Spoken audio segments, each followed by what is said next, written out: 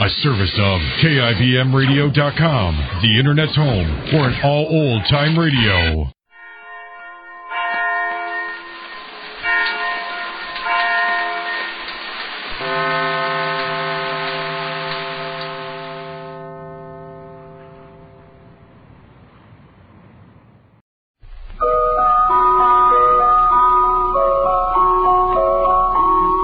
Pepsi-Cola, P-E-P-S-I, that's your smartest cola buy.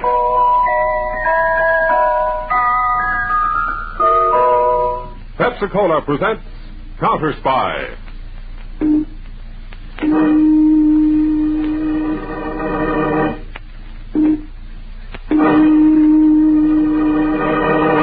Washington calling David Harding, Counterspy. Washington calling David Harding, Counterspy. Harding, Counterspy, calling Washington.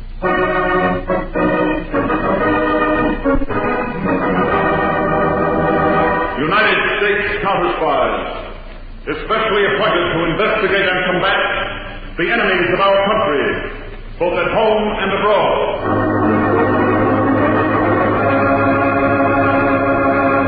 Tonight, the case of the arrogant arsonist. Another Counterspy report to the American people. Brought to you each Tuesday and Thursday by Pepsi-Cola. Pepsi-Cola hits the spot. 2 full glasses, that's a lot. That's right, you heard what they said. 2 full glasses of sparkling Pepsi from one big 12-ounce bottle. You're getting an extra glassful. And what a delicious glassful. The most refreshing, delightful cola that ever tickled your taste. You can't top Pepsi's tangy flavor. And that big, big bottle saves you money, goes twice as far. Pepsi's America's big, big favorite, and America's biggest cola value. So why take less when Pepsi is best? Whenever you reach for refreshment, remember, Why take less when Pepsi's best? And now to Counterspy.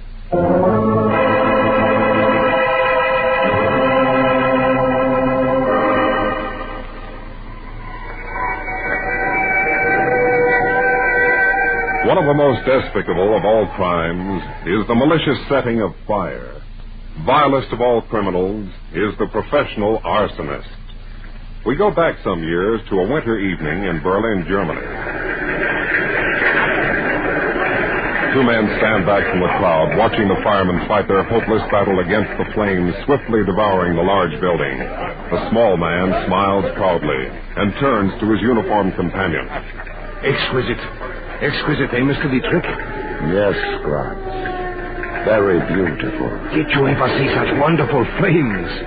They dance like the lovely girls of the ballet, huh? Gratz, tonight will be a turning point in history. I have no interest in history, Mr. Dietrich. I'm an artist, but with good business sense. Now that my work is done, it's but matter of the 50,000 marks. You have earned your money well, Gratz. When you put the torch to the Reichstag, you've started a flaming symbol that will rage for years to come.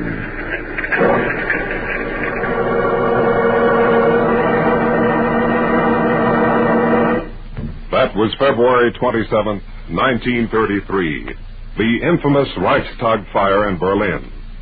And though Hitler's Germany has since been crushed, sparks of that fire still smolder. The greed and ruthlessness that started it still survive and flourish. 3 weeks ago in Tangier, North Africa, Karl Dietrich, still calm, still arrogant, waited in his sumptuous office.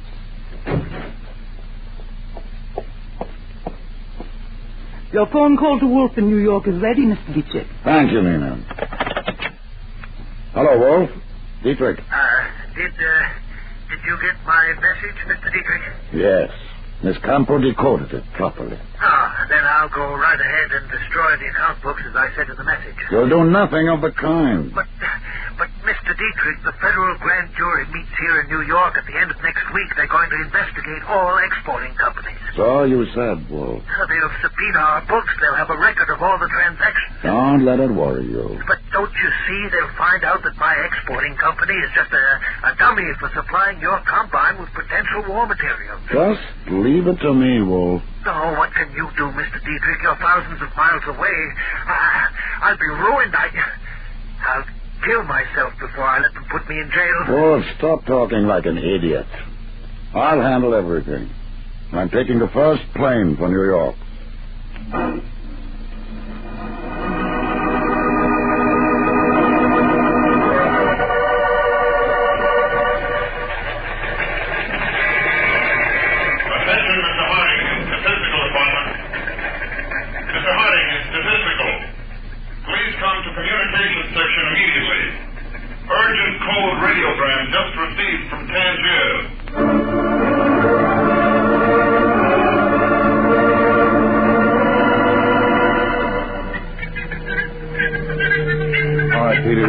That message to Channel 4. Just the speed of the turntable. Right, Mr. Harding. These electronic decoders the laboratory boys developed certainly save time, and we have to decode in a hurry. Oh, hold it, Peter. You started from the beginning. Agent Robeson, Counterspy transmitter LC4, Tangier, North Africa, to Harding, headquarters, Washington. Carl Dietrich and his secretary, Nina Campo, left here by plane, 1500 Tangier time. According to passports, their destination is New York. Investigation shows Dietrich's departure was hasty and unexpected. It followed an overseas phone call with New York. That is all. That tip you passed along the grapevine to Eric Wolf in New York worked, huh, Dave? Looks that way, Peter. You certainly pegged Wolf for the jittery type. He smells trouble, and right away he sends for Papa Dietrich. That was a smart stunt not to pull Wolf in for questioning. Well, Wolf's only a small cog in Dietrich's setup, Peter. He's just the man who ships the supplies to the Marshall Plan countries. And you want the big boy, Dietrich? Yes. It's Dietrich who engineers the trick of getting such war potential items as oil, steel, and chemicals transshipped to his customers in nations outside the Marshall Plan. Well, it looks like we'll be able to reel in the big fish now. Yeah. As long as Dietrich was operating from his Tangier headquarters, he was out of our reach. Now all we have to do is nail him when he steps off the plane in New York. Well, I'm not having Dietrich picked up, Peter, yet. Dietrich's a shrewd operator. We need direct evidence against him. So we go to New York there? That's right, Peter. We go to New York and we stand by until Dietrich and Wolf give us the evidence we want.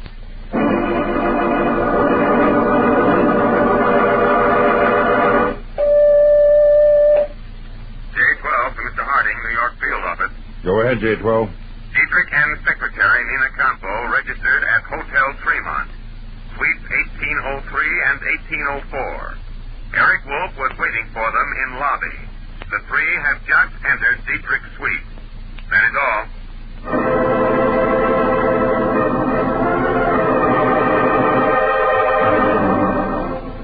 Wolf, you'll join us in a drink, huh? No, thank you, Mr. Dietrich. You, Nina? Usual, I suppose. The usual, Mr. Dietrich. Mr. Dietrich, the grand jury convenes at the end of the week. Yes, Wolf, I know. How can you be so calm? I have a calm nature. I won't have a chance. My books they'll expose everything. I'll be finished. Something's got to be done. You've got to save me, Mr. Dietrich. For heaven's sake, Wolf, stop that disgusting whining. Here's your drink, Nina. Thank you, Mr. Dietrich. Wolf, don't you realize I've as much to lose as you have? More. You think I ran the risk of coming here just for pleasure? I have millions at stake. But if our account books are taken before the grand jury... Let me worry about those books, Wolf. That should be Gratz, the gentleman I'm expecting. Nina, let him in, please. Of course, Mr. Dietrich. Nina. Yes, Mr. Dietrich. Keep that door to the foyer closed in case it is not locked. Certainly.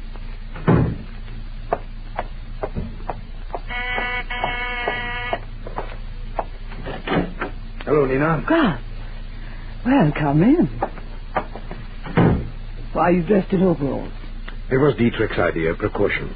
I'm posing as a hotel utility man. Mr. Dietrich's in the other room waiting for you. And you, Nina? This will give you an idea. Oh, Nina, darling. We shouldn't take chances like this. Graz, how long do I have to go on working for Dietrich? Nina, you took the job with Dietrich, so we'd have inside information on anything especially good. But what's wrong with his knowing about us? Then Dietrich wouldn't trust you. If we're going to get what we want, he must have complete faith in you. Nina, darling, I promise you, after this deal, we'll have enough money to be free of Dietrich forever. Now help me with these overalls. I better get inside.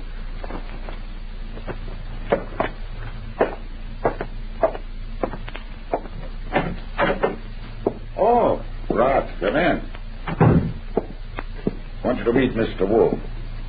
This is Mr. Gratz. Mr. Wolf? How do you do? A pleasure. Wolf, my old friend Gratz is going to attend to your account books. He's going to destroy them. What? Destroy them? Well, that would give us away. You said so yourself. I believe you have a supply of kerosene oil on hand in your warehouse. Yes, for export next week. That kerosene is not going to be exported. Not? Your warehouse is going up in smoke. I had Gratz come up from Argentina especially for the assignment. Gratz specializes in fires. The Reichstag was my masterpiece. Tomorrow morning, Wolf, Gratz will visit you at your warehouse. He will pose as an insurance inspector. You will show me through the building, and I will select the best way to approach the problem. The evening after next, Wolf, your warehouse will be destroyed. An unfortunate accident. But, Mr. Dietrich, what if they find out it isn't an accident? Wolf, I, Hans Gratz, am a perfectionist. When I create an accidental fire, believe me, it's accidental.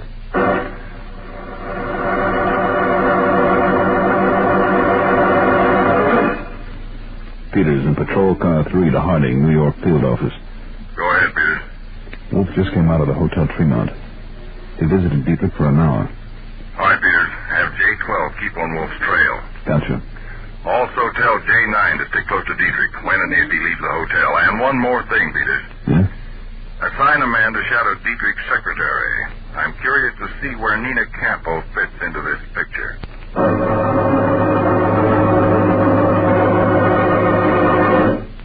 Gratz, I waited for you this afternoon at your hotel. What happened? My work at Wolf's warehouse took longer than I expected. I was going to call you here at your hotel, but I didn't want to take a chance with Dietrich around. Well, he'll be coming out of the living room in a minute.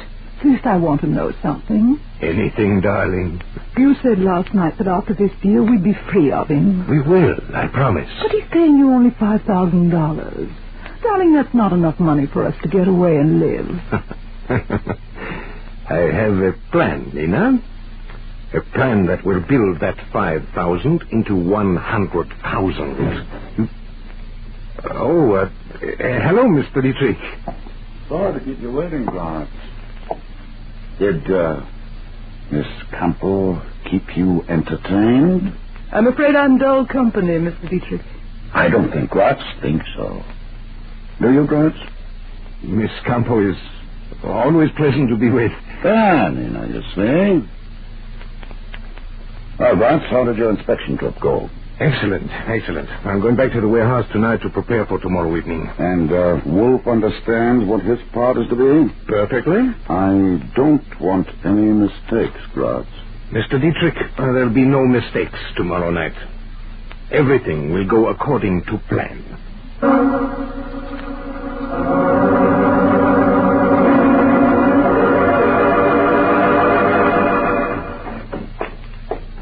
Harding, J12 is on the radio telephone with a report for him. Good.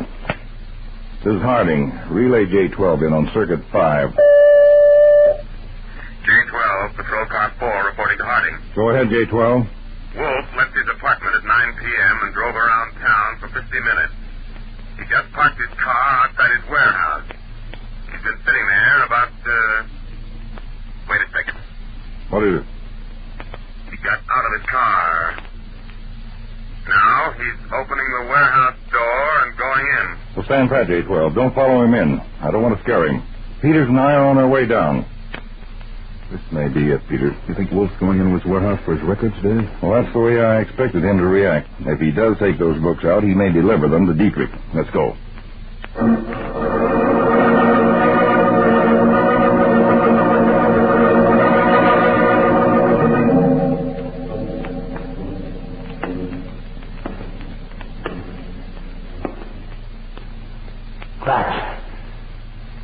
Gratz.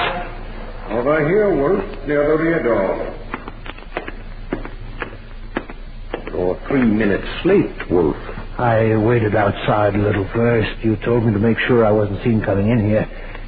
Is everything ready, Grant? Of course. Amazing.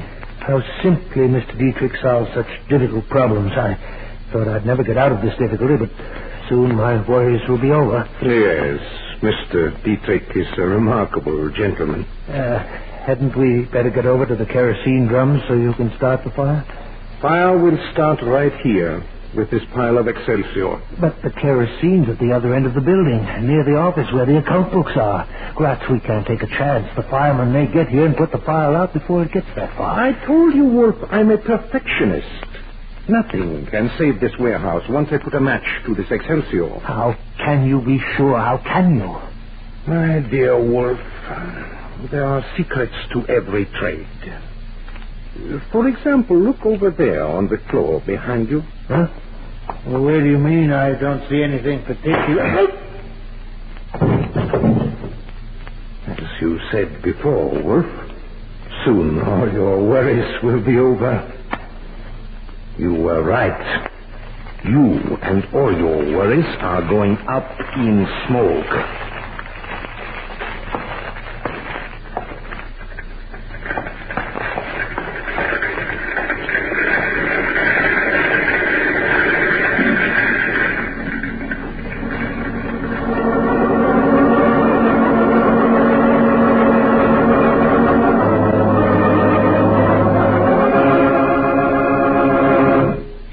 Back to Counterspy in just a moment. But first, Pepsi-Cola hits the spot. Truthful glasses, that's a lot. Lot more value, lot more zest. Why take less when Pepsi's best? more and more among fellows and girls, among mothers and dads, you hear that sane and sensible question, why take less when Pepsi is best? No budget, no allowance ever had a better friend than tangy, sparkling Pepsi-Cola. Because one big 12-ounce Pepsi bottle gives you 2 delicious drinks. That's twice as much tangy taste, twice as much delicious Pepsi to go just twice as far. That's why more and more families say, why take less when Pepsi is best?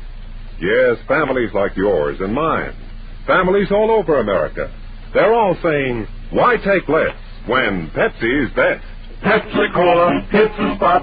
Tastes terrific when you're hot. More and better than the rest. Why take less when Pepsi's best? Today, tomorrow, always. Get America's biggest cola value. Take home a carton of 6 big Pepsi bottles. Insist on Pepsi at the store. And say Pepsi at the fountain. Say Pepsi at the stand. Say Pepsi. Whenever you reach for refreshment, remember, why take less when Pepsi's best? And now, back to Counterspy. The street before the Wolf Warehouse is a black mass of people as 3 fire companies fight the towering flames. Back of the fire lines, David Harding, in a Counterspy patrol car, with his assistant, Harry Peters, is receiving a report from another agent. Harding, I was waiting outside the warehouse for Wolf, as you ordered. About 5 minutes after he had entered, I saw the flames. I tried to get in there to save Wolf, but no go. You better get those burns on your hands attended to, Edward. Right. Chief, I don't get it. Wolf walks into that warehouse, and 5 minutes later it goes up like a matchbox. Well, it's got the fire marshal puzzle, too, Peters. That warehouse was equipped with every fire prevention device, including a sprinkler system. The only angle I can see is that Wolf became panicky. He was afraid we were getting too close, so he decided to get rid of his books by faking an accidental fire. But he was trapped in the warehouse. You go along with me? Well, that's a possibility, Peters, but there's also a possibility that Wolf got out by a rear exit. We should have had an agent at that rear exit. Yes, but Dave, you agree with me about the books. Yes, Peters, but I'm holding off any other speculation until we get a laboratory analysis of that fire.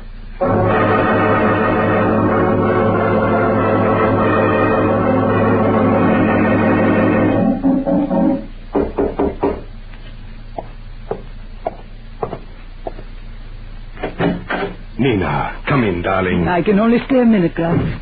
I told Dietrich I was going for a short walk. He said you told him everything went according to plan. Almost. Well, Dietrich said it was perfect. It was, Nina. For us. But not for Dietrich. I don't understand you. I told you I'm going to build that $5,000 into $100,000. Remember? Yes. In that fire tonight, Dietrich got only one of the two things he wanted. Wolf's death. Unfortunately, the second thing, the account books, they were not burned in the flames. What do you mean? I removed the account books from the warehouse. They are now right here in my closet. Oh. It would have been a crime to destroy them for only $5,000. After all, Nina, such valuable documents. Really a crime, don't you agree, darling? Yes. Yes. Dietrich could pay anything to get his hands on those books, wouldn't he? 100,000 will be enough. We mustn't be pigs. Oh, Graz. Graz, you're wonderful. Nina, I can hardly wait to see Carl Dietrich's face when I tell him the price is $100,000.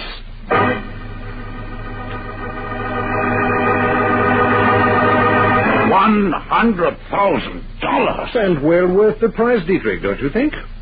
$100,000. Blackmail. And to think I once trusted you, Graz. Oh, we all make mistakes, Dietrich. Some are more expensive mistakes than others. Yours will cost you $100,000. And what if I don't pay? How can you afford not to pay? Your illicit trading business is worth millions of dollars to you.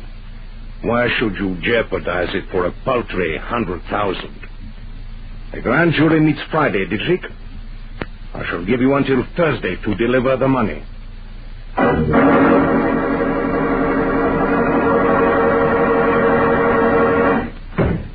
Message to get over here to the field office right away, Dave. What's up? The laboratory analysis on that fire is ready for us, Peter. First, that warehouse was set ablaze by probably the cleverest arsonist in the business. Oh? Next, the flames spread quickly because of oil in the warehouse. That black smoke, huh? We guessed that last night. Yeah, but here's something we didn't guess. Our chemist found globules of kerosene oil in the sprinkler system pipes and valves. The sprinkler system was apparently loaded with kerosene instead of water. As the lab reconstructs it, the arsonist started a small fire in the rear of the warehouse. The heat opened the sprinkler valves and the kerosene took care of the rest. That's right. A real professional job. Well, how about Wolf? Traces of human bone were found in the ruins. There's no doubt Wolf died in that fire. There's a good possibility he was murdered. Yes. It might have been convenient for Dietrich to get Wolf out of the way. Very convenient. Dietrich would be burning two birds with one match. We can't pick Dietrich up on that rap, Chief. According to our reports, he was in his hotel room all evening. Yes, I know, but there's another... Harding. J-12 reporting, sir. Go ahead, J-12. Nina Campbell left her room at the Tremont Hotel. She's now visiting room 907 at the Hotel Sergeant. Okay, J-12, let me have a full report when Nina Campbell returns to the sergeant. Right. Nina Campbell? Hotel Sergeant, what's that about, Dave? Dietrich's secretary, Nina Campbell, left her hotel last night, Peters. You think maybe she's the one who put the torch to the warehouse? No. Nina Campbell walked out of her hotel at 11, almost an hour after the fire began. Where'd she go? The same place where she is now, room 907 in the Hotel Sergeant. And Peters, the occupant of 907, is a man named Gratz. Gratz? A checkup shows he arrived in New York Sunday on a plane from Argentina. Then maybe Gratz is the firebug. It could be. There's more. J-12 got into the room next to his. He overheard Nino Campo and Gratz making arrangements to meet there this afternoon again. Oh, it's too bad we haven't got a detector phone in there. But we have. I had it installed this morning. Oh, I might have known. Peters, I'm very anxious to hear the recording of the conversation between Gratz and Nina Campo. There's no telling what interesting things those two are saying to each other.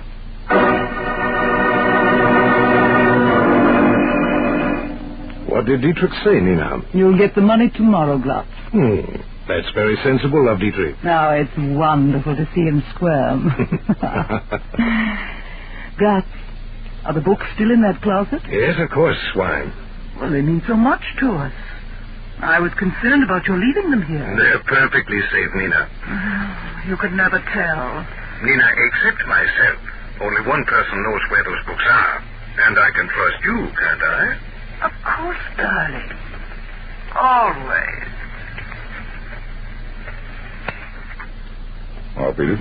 Dave, this record winds it up for us. Not quite. Aren't you ever satisfied? Yes, when I'm sure that people like Gratz and Dietrich get what they deserve, the electric chair. And what's next? Well, that's up to Gratz, and the way he feels about Nina Campbell. What do you mean? Well, something Gratz said to Miss Campbell. He said, "And I can trust you, can't I?" Peters, I have an idea that Gratz's faith in Miss Campbell is going to be sadly twisted.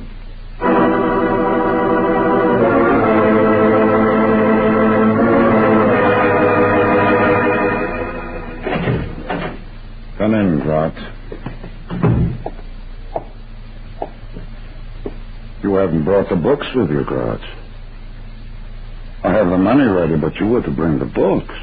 I brought this instead. What do you expect to accomplish with a gun?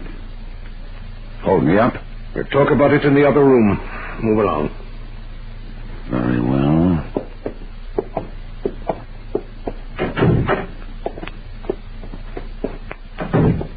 Stand right there. As you say. Where's Nina Campbell? Why? Where is she?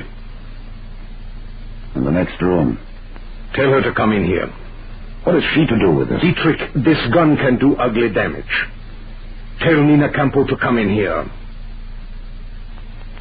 Nina! Yes, Mr. Dietrich? Come in here, please. Right away. Now, really, Gratz, what is this all about? As if you didn't know. Yes, Mr. Dietrich, what is... I was taken aback by Gratz's gun, too, Nina. I don't understand, Gratz. You can stop acting, both of you. Mr. Dietrich, what's the matter with Gratz? Nina, you really had me fooled. Every minute you spent with me was for him. Gratz, I don't know what you're talking about. You were just using me all the time. Please. I don't understand. Where are they, Nina? They... The books. Wolf's account books. The ones you stole from the closet in my hotel room. I didn't, Gratz. You must believe me, I didn't. A nice scheme Dietrich had, Nina. Using you to keep tabs on me. Very clever. Believe me, I didn't steal those books. You were the only one who knew where they were. And that's why you were so worried yesterday. You were afraid I'd hidden them somewhere else. No. And when I was out this morning, you came into my room. That's not true. Ask Mr. Dietrich. Tell him, Mr. Dietrich. Tell him I haven't left here all day. But, Nina, you did. That's a lie. You know I wasn't out of here. Tell him the truth, Mr. Dietrich. Nina left the hotel this morning and was gone for an hour. Mr. Dietrich, you'll kill me. What a pity.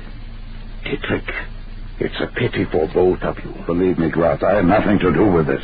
It's all quite new to me. Evidently, Nina has played us both for fools. It won't work, Dietrich. You're both going to die. Wait, Gratz, don't shoot. Oh, I'm not going to shoot. What? I'm a perfectionist, remember. I deal in fire.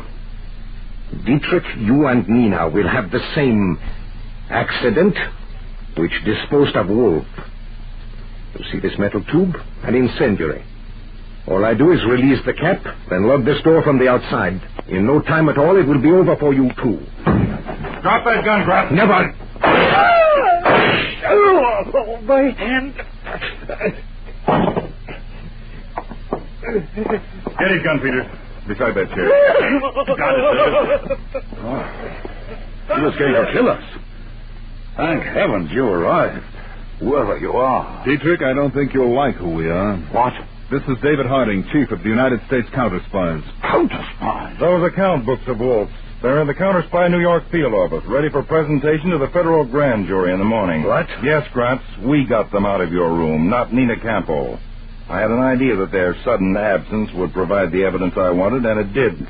Evidence, Gratz, that will finish both your career and Dietrich's in the electric chair.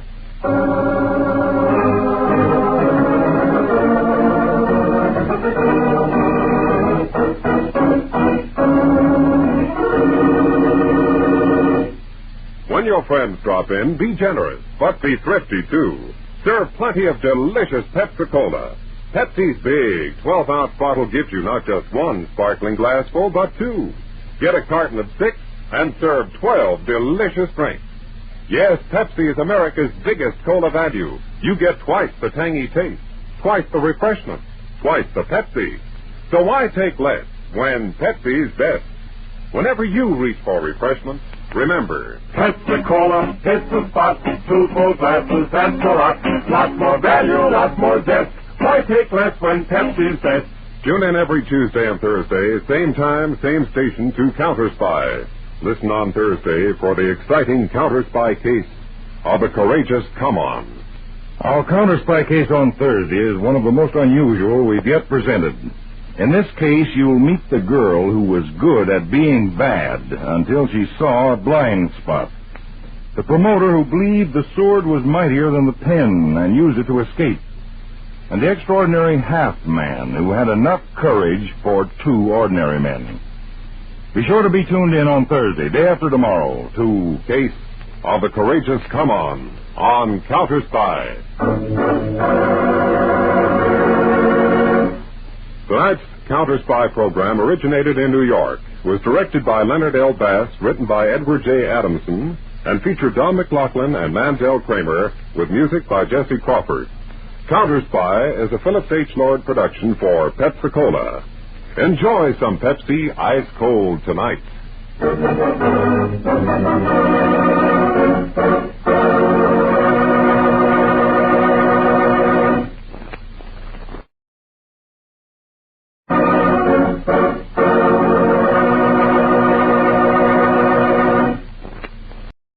This is David Harding. Because of the importance of tonight's Counterspy case, following our dramatization, there will be a special message from the Vice President of the United States of interest to all Americans.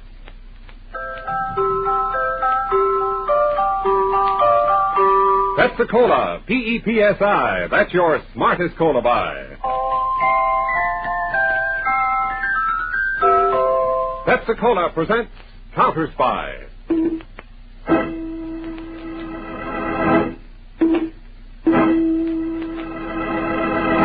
Washington calling David Harding, Counterspy. Washington calling David Harding, Counterspy. Harding, Counterspy, calling Washington.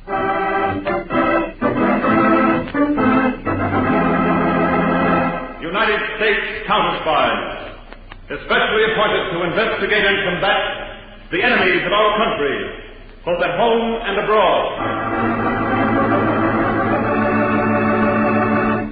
Tonight, the case of a courageous Come On.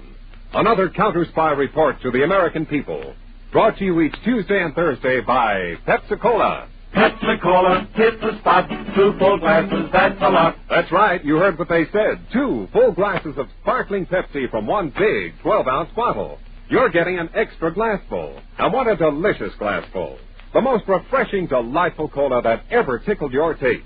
You can't top Pepsi's tangy flavor. And that big, big bottle saves you money. Goes twice as far. Pepsi is America's big, big favorite. And America's biggest cola value. So why take less when Pepsi's best? Whenever you reach for refreshment, remember, Why take less when Pepsi's best? And now, to Counterspy.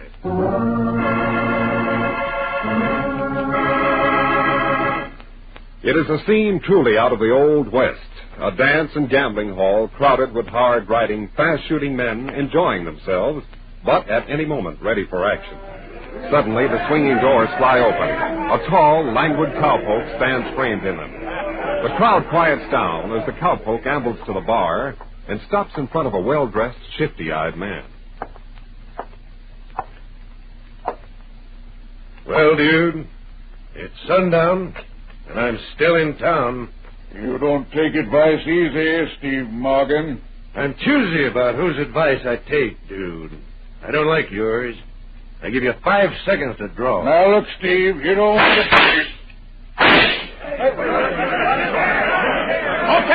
Okay, that's it. Cut! Camera will print that take. All right, boys, clear the set so we can do the fight scene next. Oh, Gary! Well, how did it go, my great director? Okay? Swell. Great, strong draw stuff. Thanks. You've got a visitor, Gary. Dr. Hobart Wayland. This is Gary Marlowe. Steve Morgan in this picture we're shooting. Well, how do you do, Mr. Marlowe? It's quite a thrill meeting you in person after seeing you in so many films. Well, thank you, Doctor. May I present my assistant, James Dover? Oh, hello, Mr. Dover. all right, Mr. Morrow. I can shake hands with my left. Get used to it after being without a right arm a couple of years. Oh, I'm sorry. I didn't notice. It's okay. Everyone spots the leg first. Mr. Marlowe, is there somewhere we could talk privately? Why, my dressing room. Just follow me.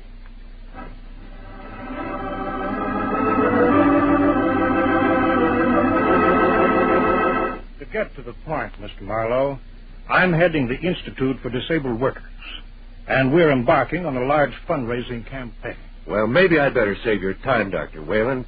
All my charitable contributions are handled by my business manager. We're not looking for charity, Mr. Marlowe. Jimmy? Why is it every time you guys see somebody without an arm or a leg, you think of tin cups and begging? Well, I'm sorry. I thought... Sure, I know you thought we're looking for a handout. Charity, huh? Did you ever take any, Mr. Marlowe? It sticks in your craw. Jimmy, you better wait outside. I'm sorry, Doctor. Believe me, Mr. Dover, I didn't My mean... fault, Mr. Morrow. I fly off the handle too easy. Wait outside, Jimmy. I'll finish our business with Mr. Marlowe. All right, Doctor. I'm sorry again. I'm always being sorry.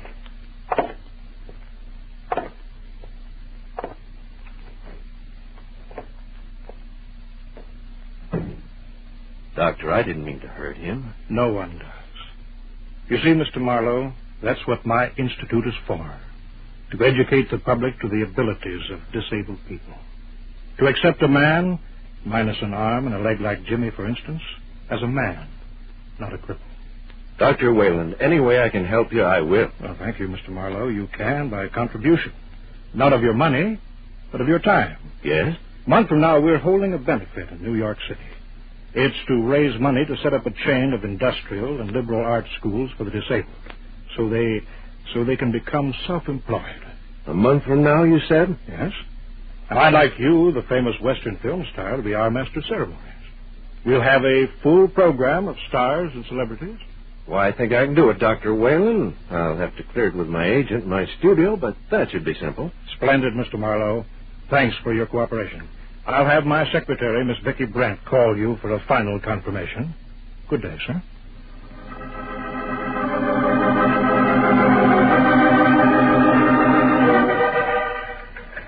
David Harding, United States Counterspies, Washington, from United Stage and Screen Actors Union, pursuant to Tax Bureau Memorandum. This is to notify you that members of our union are being solicited to appear at a benefit performance for the Institute for the Disabled. Dr. Hobart Whalen, Director. We are notifying our members they may appear unless you notify us to the contrary.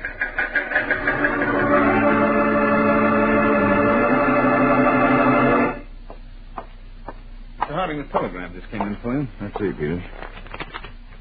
Oh, yes. What's it all about? Oh, that's right. You were out of town on the Horn case when this memorandum was issued. I must have been. I don't know what it refers to. Charity benefit performances. The Tax Bureau has been having trouble with them. Oh? How? Well, in some instances, the tax regulations allow entertainers to deduct contributions of their services to charity just as if they had donated cash. But there were a number of benefits last year that were nothing but highly organized rackets. Oh, I get it. The tax people wouldn't allow the deductions for playing those benefits. That's right. So we've worked out an arrangement with them and the various entertainers' unions. They notify us of scheduled benefits. We make a routine investigation. Do the sponsors of the benefits know about it? Not if we give them a clean bill of health. And if we don't? No benefit. Unless they want to promote one for themselves in the penitentiary. Fine. For once we get a chance to stop a crime before it's committed. That's about it. So put this institute and this Dr. Hobart Whalen through a routine investigation, then we can forget it. Unless, of course, it turns out to be not routine.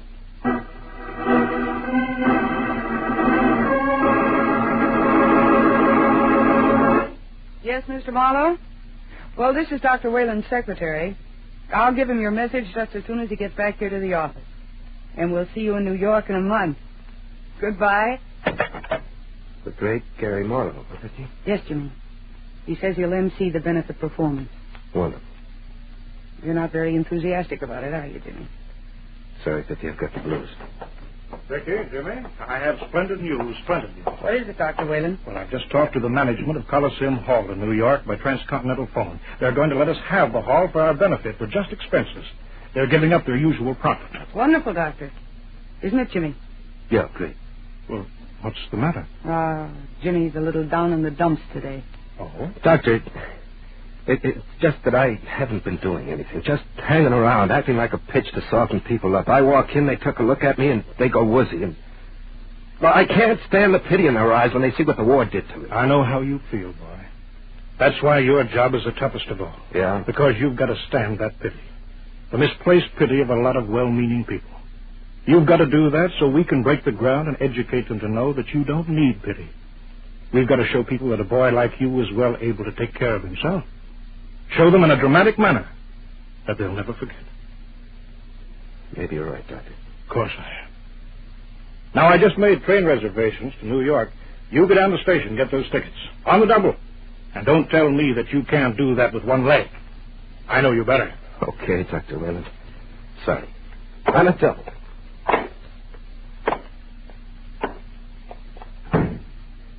Now, Vicky, think I set the boy straight? No question about it.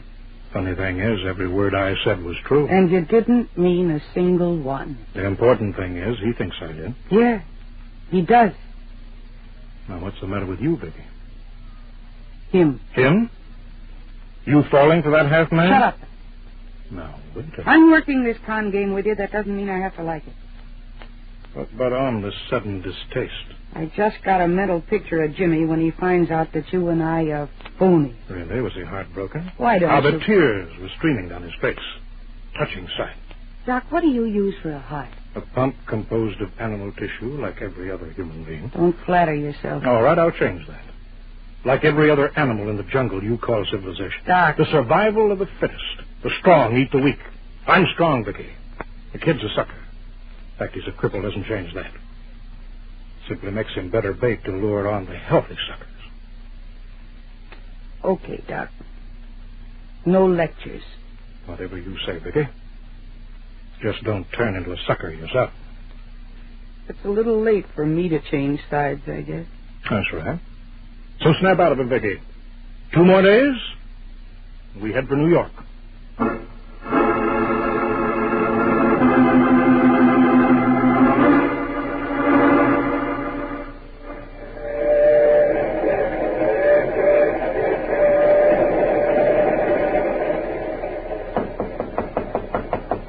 Who is it? Hey, Jimmy. Got it? Sure, Jimmy, sure. The door's not locked. I thought you'd be in the club car. Got my own club car.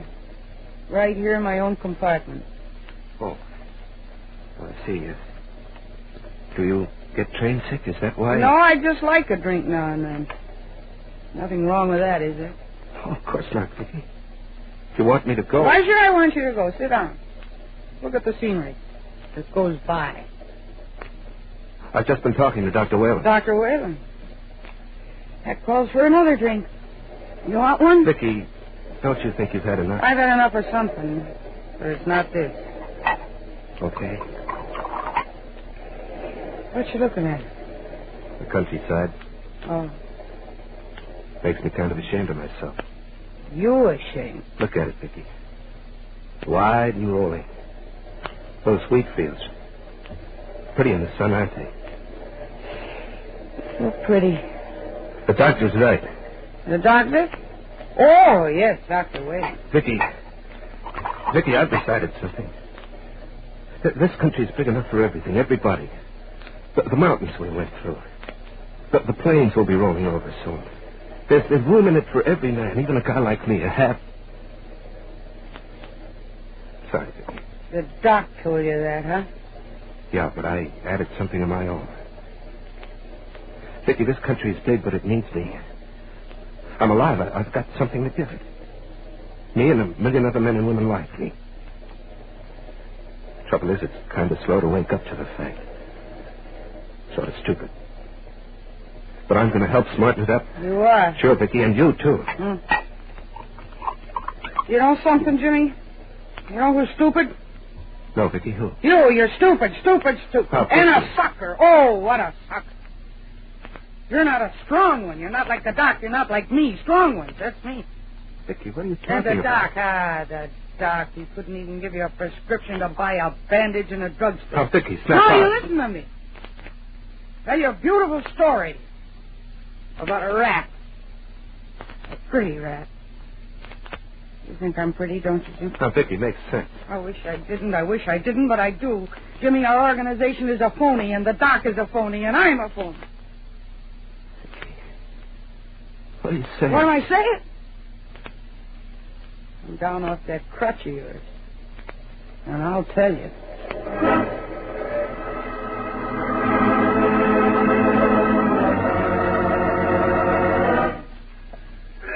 Operator, I'm in the railroad station. I only have 8 minutes. I don't know the number, but I've got to talk to Counterspy headquarters in Washington, D.C. Mr. David Hardy. Mr. Peters, call Mr. Harding right away. Mr. Peters, call Mr. Harding right away. This is Peters, Sam. Yes, Peters. Has anything come in on the investigation of that benefit for the disabled? No, Chief. You said it was just routine. Well, it's not routine anymore. Bring whatever you've got to my office. We've got to go to work. Fast.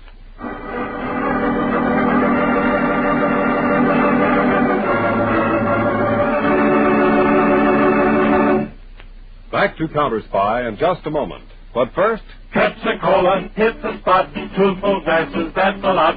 Lot more value, lot more zest. Why take less when Pepsi's best? More and more, among fellows and girls, among mothers and dads, you hear that sane and sensible question, why take less when Pepsi's best? No budget, no allowance, ever had a better friend than tangy, sparkling Pepsi-Cola. Because one big 12-ounce Pepsi bottle gives you 2 delicious drinks. That's twice as much tangy taste. Twice as much delicious Pepsi to go just twice as far. That's why more and more families say, why take less when Pepsi's best? Yes, families like yours and mine. Families all over America. They're all saying, why take less when Pepsi's best? Pepsi-Cola, hits the spot. Tastes terrific when you're hot. More and better than the rest. Why take less when Pepsi's best? Today, tomorrow, always, get America's biggest cola value. Take home a carton of 6 big Pepsi bottles. Insist on Pepsi at the store. And say Pepsi at the fountain. Say Pepsi at the stand. Say Pepsi whenever you reach for refreshment. Remember, why take less when Pepsi's best? And now, back to Counterspy. He, Brent, are in a corridor of a large New York hotel. Jimmy raises his good arm to knock on the door of room 302, then pauses. Sure you want to go through with this, Nicky? I'm sure. That girl. Come in. Come on. Mr. Hardy? That's right, Mr. Dover. Come in. Sit down. This is Miss Vicky Brent I told you about. Yes. Won't you sit down, Miss Brand? Oh, yeah, thanks. Why not sit back, Miss Brand? You don't look very comfortable perched on the edge of that chair. I'm a little nervous. No, it's all right, Vicky. This is my assistant, Mr. Peters. Miss Brent, Mr. Dover. How do you do, Hello. Mr. Peters? Dover. Now, Mr. Dover, let's listen to you. What about this phony benefit you called me about? Well, I told you about Dr. Wayland and my part in it. Sketchily, yes. Well, we've already investigated Wayland. He has a long record as a confidence man and a chiseling promoter. Well, I think Vicky, Miss Brent can give you a better picture of the setup than I can. Oh, Miss Brent? First, Mr. Harding, I want to get one thing straight. Yes. Jimmy's got a little blind spot about me. This isn't the first fake deal I've been in. The doc didn't con me into it. I knew what it was all about from the start. I'm glad you said that, Miss Brent. It's a good beginning. What? We've been looking you up, too. Peters. Victoria Brent, alias Barry, alias Brandon. Indicted for racetrack swindle, suspended sentence. Indicted as suspect in fur theft, probation, and some more. I couldn't have hidden it if I wanted to. Well, the important thing is you didn't want to. Now, will you tell your story? Well, Doc Wayland got the idea to promote this benefit for disabled people. He called me in on the deal, and I went for it. Mm-hmm.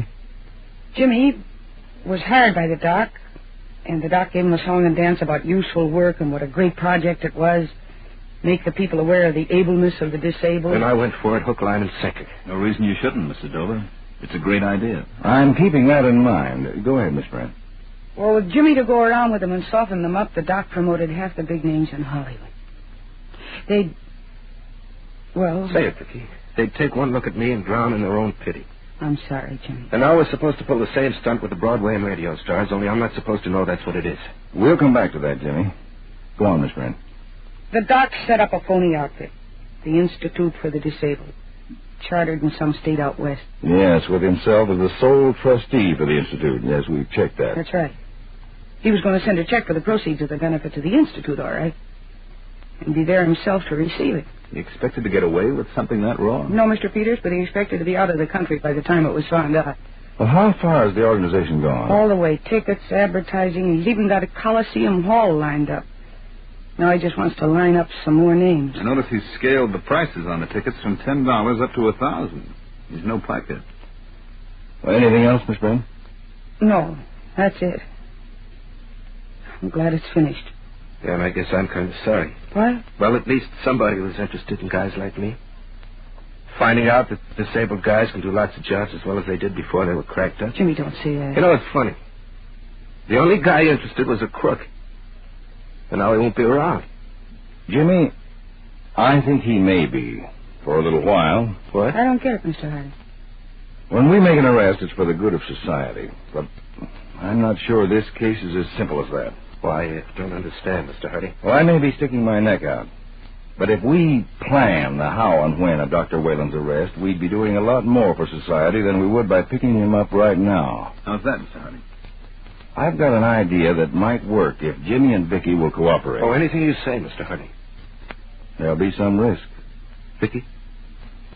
I've gone along with you this far, Jimmy. I'll go all the way. Good. Now make yourselves comfortable. I'll tell you my plan.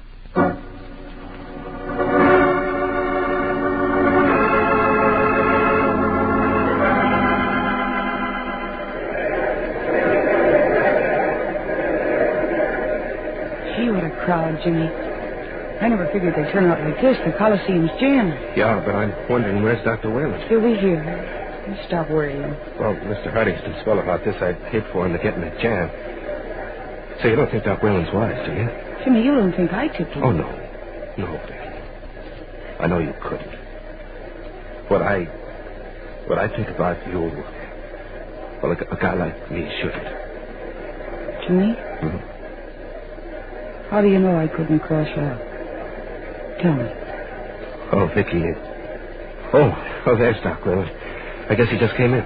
And looking so happy. Hello, Jimmy and Vicky. Splendid crowd. Splendid. Where were you, Doctor? We were getting worried. Just checking up at the box office, Jimmy.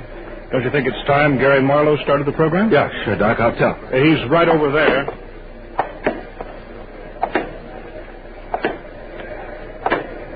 Say, Mr. Marlowe. Oh, yes, Jimmy? You want me to begin? Yeah, right away. Oh, and, Mr. Marlowe, don't forget that first guest. He'll be kind of a surprise for everybody. How could I forget him? Well, here we go. Good luck, Mr. Marlowe.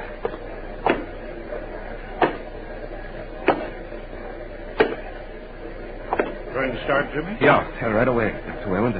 Let's sit here close and enjoy the show. Huh? I intend to. We put a lot of work in it.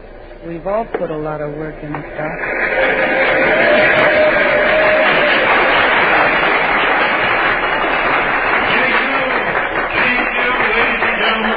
Thank you. Before we begin the show, there's a special guest I'd like to introduce right now, as he has to leave shortly on urgent business. In fact, this gentleman is always on urgent business. Ladies and gentlemen, I'm proud to present the Chief of the United States Counterspy, Mr. David Harding.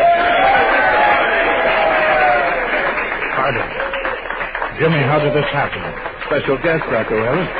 I thought it was great we could get him. He doesn't make many public appearances. Ah, yes. Great. Thank you, Mr. Marlowe. Later on, I want to ask you about a trade secret. In those Western films of yours, how do you get 50 to 100 shots out of one 6-shooter revolver? The counterspies could use a trick like that. But seriously, ladies and gentlemen, I am proud to be here. For the purpose of this benefit is of major importance to America. It's wonderful that more and more of us realize that the disabled can take their places as useful citizens. This occasion is to see that they get their chance, not as a charity, but as a right.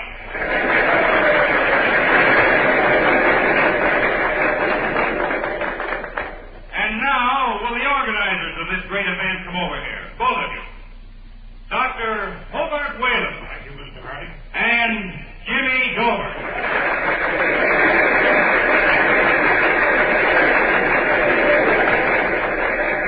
Now, I have a surprise for the audience. An actual arrest here on the platform.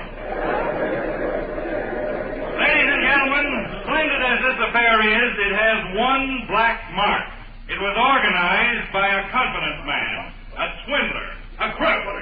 This man here, Dr. Hobart Whalen. Jimmy, I want you to arrest him. I'm getting up. On with him, Doc. This crutch has got nothing besides bleeding up.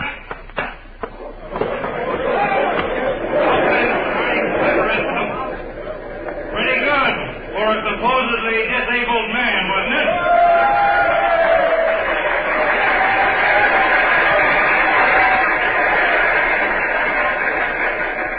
Now, while my assistant Harry Peters helps Mr. Dover remove the prisoner, I'll tell you, the audience, why we did not cancel this benefit weeks ago, even though we knew the promoter was a crook. We didn't stop it because the cause is close to our hearts.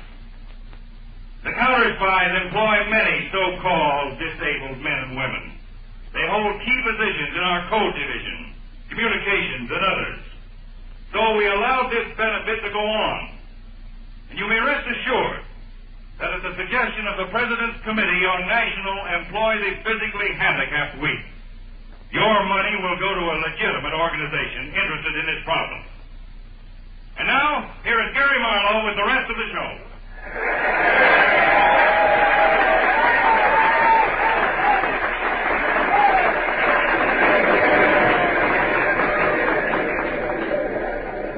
Golly, Mr. Harding, that was wonderful, wasn't it? It certainly was. How's Whalen? He's unhappy, Dave. Two of our agents are taking him down to our field office to be booked. Well, then that winds up things, Jimmy. Except for me, Mr. Harding. Yeah. What about Vicky, Mr. Harding? Well, she'll have to testify against the doctor, of course. What will that means jail as a material witness. Jail? Of course, if someone would accept responsibility, Vicky could be paroled in his custody. Oh, I'll do that, Mr. Harding. But, Jimmy, you don't... Oh, Vicky, we've stuck together this long. I can stand it a little longer if you can. Okay, Mr. Harding? Okay, Jimmy. In fact, from the sound of things, I'd say very okay. And by the way, when you find time, get in touch with me about becoming a regular counterspy. Will you, Jimmy?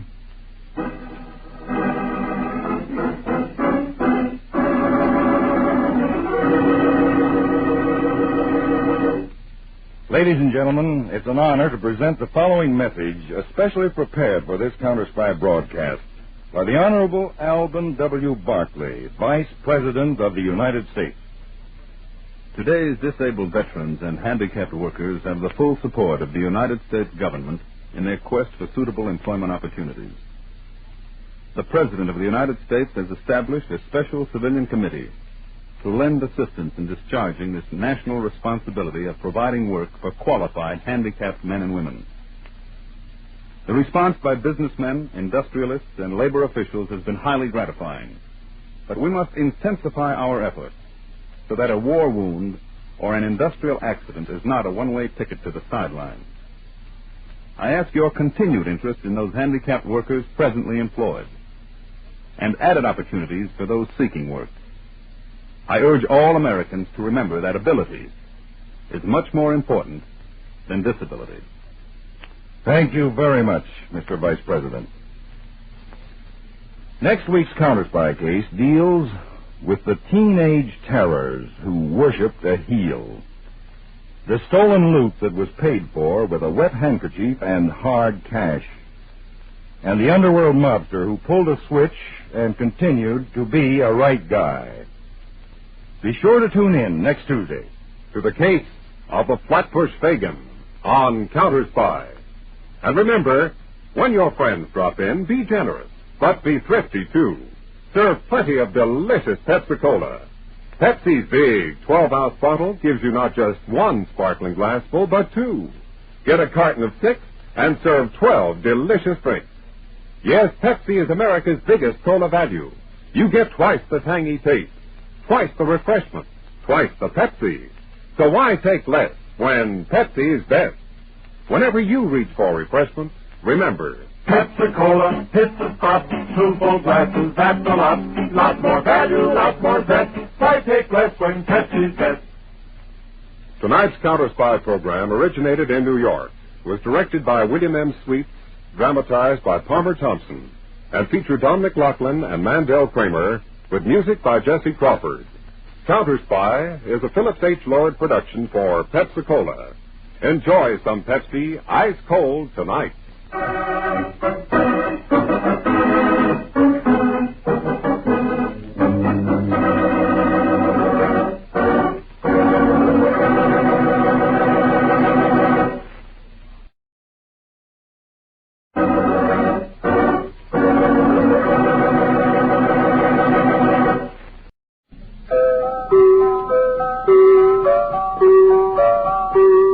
Pepsi-Cola, P-E-P-S-I. That's your smartest cola buy.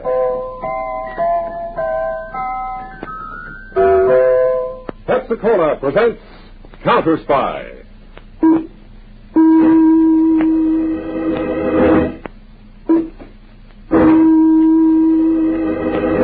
Washington calling David Harding, Counterspy. Washington calling David Harding, Counterspy. Harding, Counterspy. Calling Washington.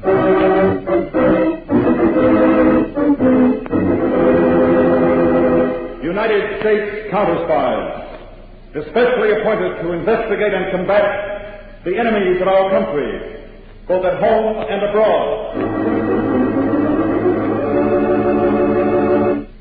Tonight, the case of the Flatbush Fagin. Another Counterspy report to the American people. Brought to you each Tuesday and Thursday by Pepsi-Cola. Pepsi-Cola, hits the spot, 2 full glasses, that's a lot. That's right, you heard what they said. 2 full glasses of sparkling Pepsi from one big 12-ounce bottle. You're getting an extra glassful. And what a delicious glassful. The most refreshing, delightful cola that ever tickled your taste. You can't top Pepsi's tangy flavor. And that big bottle saves you money. Goes twice as far. Pepsi's America's big favorite. And America's biggest cola value. So why take less when Pepsi is best? Whenever you reach for refreshment, remember, Why take less when Pepsi's best? And now, to Counterspy.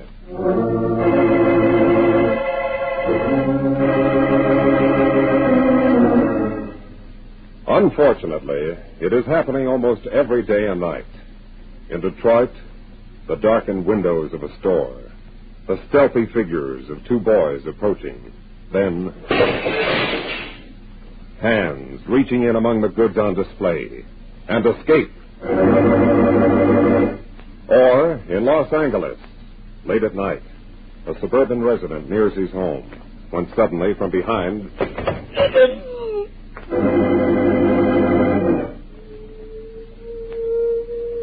Young lawbreakers seem to be everywhere, in St. Louis, Boston, Philadelphia, and in Brooklyn, where juvenile gangs are organized on the highest level.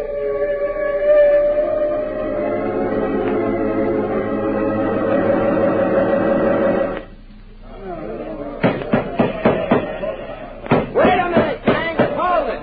Hold it!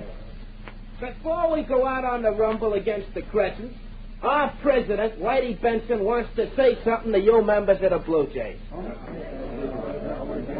Now, Chris told you guys how some of them characters from the Crescents pushed one of our boys around this afternoon again. Now, this is the last time they get away with it, see? Tonight, we're putting them Crescents out of business. Like I told you when I organized the Blue Jays, you leave everything to Whitey Benson. We're going places, see? And we ain't going to be in this crummy cellar for long, either. Soon we're going to have a real classy clubhouse, pool tables and all. Us Blue Jays is going to end up the top dog outfit in Brooklyn.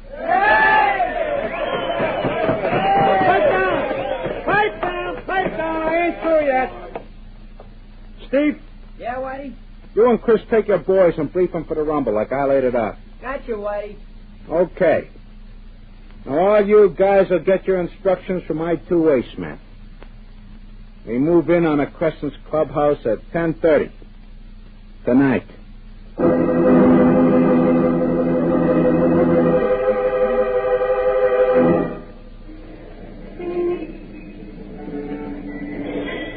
It's 10:28, Whitey. All set, Steve? Yeah, all set. My boys have their bats and axes ready. Be quiet, you guys. We march on them in a minute. Steve, what about Chris? Don't worry about Chris, Whitey. He'll be on time with his guys. He's not due at the corner down there until 10:29. There he is now. Yeah. He's signaling us. Now remember, Steve, the cops come before we finish those Crescent scatter. I'll meet you and Chris back at the clubhouse after we tie this up. Right. 10:29, Whitey. Should I give Chris the signal? Yeah. Let's go. Come on, gang. This is it.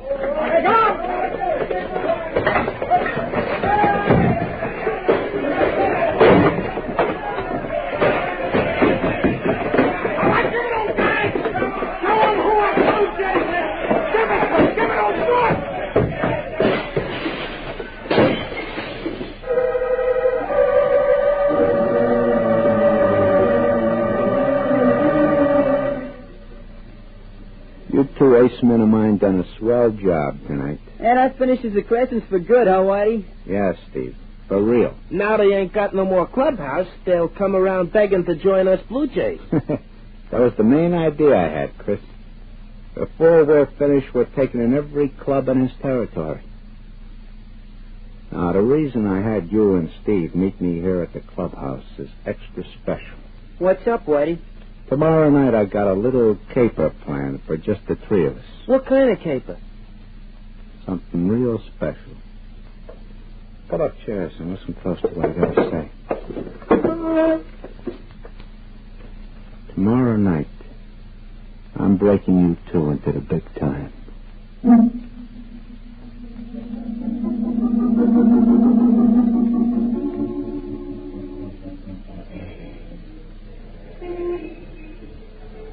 Got everything straight, Steve? Yeah, I think so, Whitey. I stand here in the corner and keep my eyes open. If I see a flatfoot coming, I give the signal to Chris in front of the store. That's it, Steve. Chris, let's go.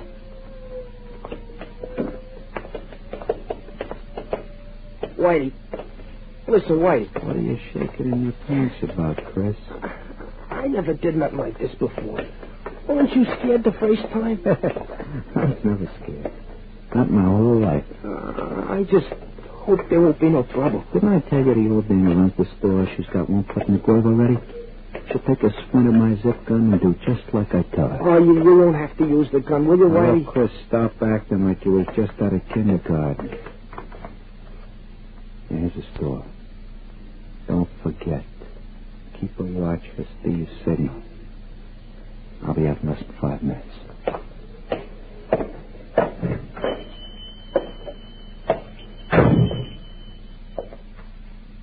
Here, young fella. What can I do Get for back at a cash register and open it. What? This is a stick-up, Mama. Do like I tell you. You don't scare me, you rotten little hoodlum. You hoodlum, Mama, you... you got just 2 seconds to open our cash register. That toy gun you got? I'm not scared. You'll see what kind of toy this 22 is if you don't get started. Go on, move. I'm not moving an inch.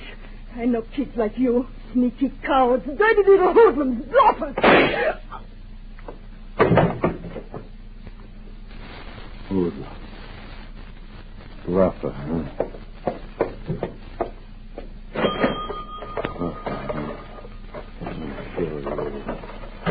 Whitey, why? Whitey, you shot her. Sure. She got it alive. She's waking up. Whitey, I thought you killed her. Get out of my way, Chris. What are you going to do? Why are you loading your gun again? Let go. The old dame's got too good a tag on me. You know I'm on probation. They'll send me up for 20. Now look out. Whitey, don't do it, please. Come on. Let's get out of here.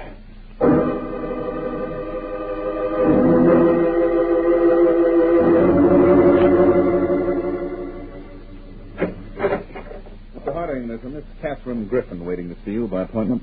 Oh, yes. Come in, Miss Griffin. Oh, Miss Griffin. Nice to see you again. Yes, may we move this chair closer?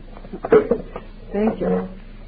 Mr. Harding, you recall our talk last year during the National Police Conference in Washington. Oh, of course, Miss Griffin. Are you still attached to the juvenile court in Brooklyn? In charge of the probation section now. Oh, and having a rough time. Very rough.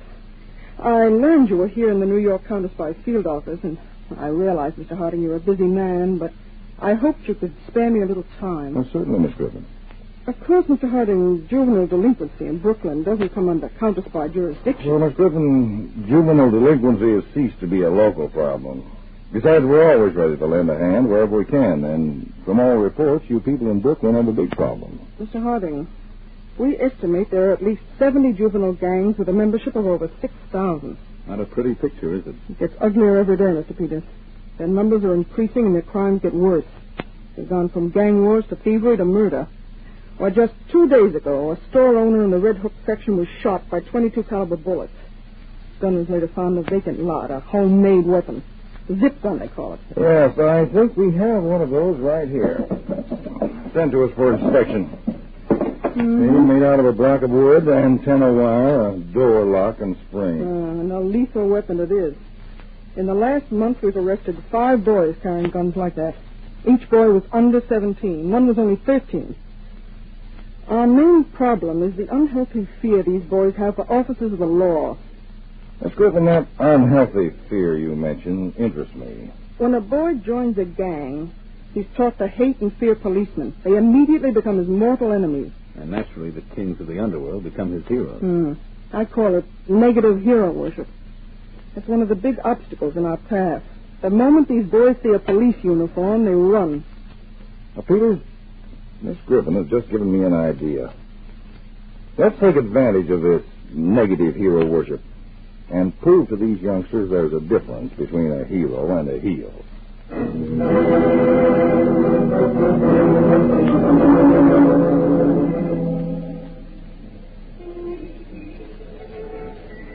Traffic light just changed. There's the sucker walking toward us. Get ready, Steve. Right, Whitey. Bump him so hard he takes a good flop. Quick. I'm listening, Whitey. No matter what, you stick here in the doorway. Right. Watch how the sucker is handled.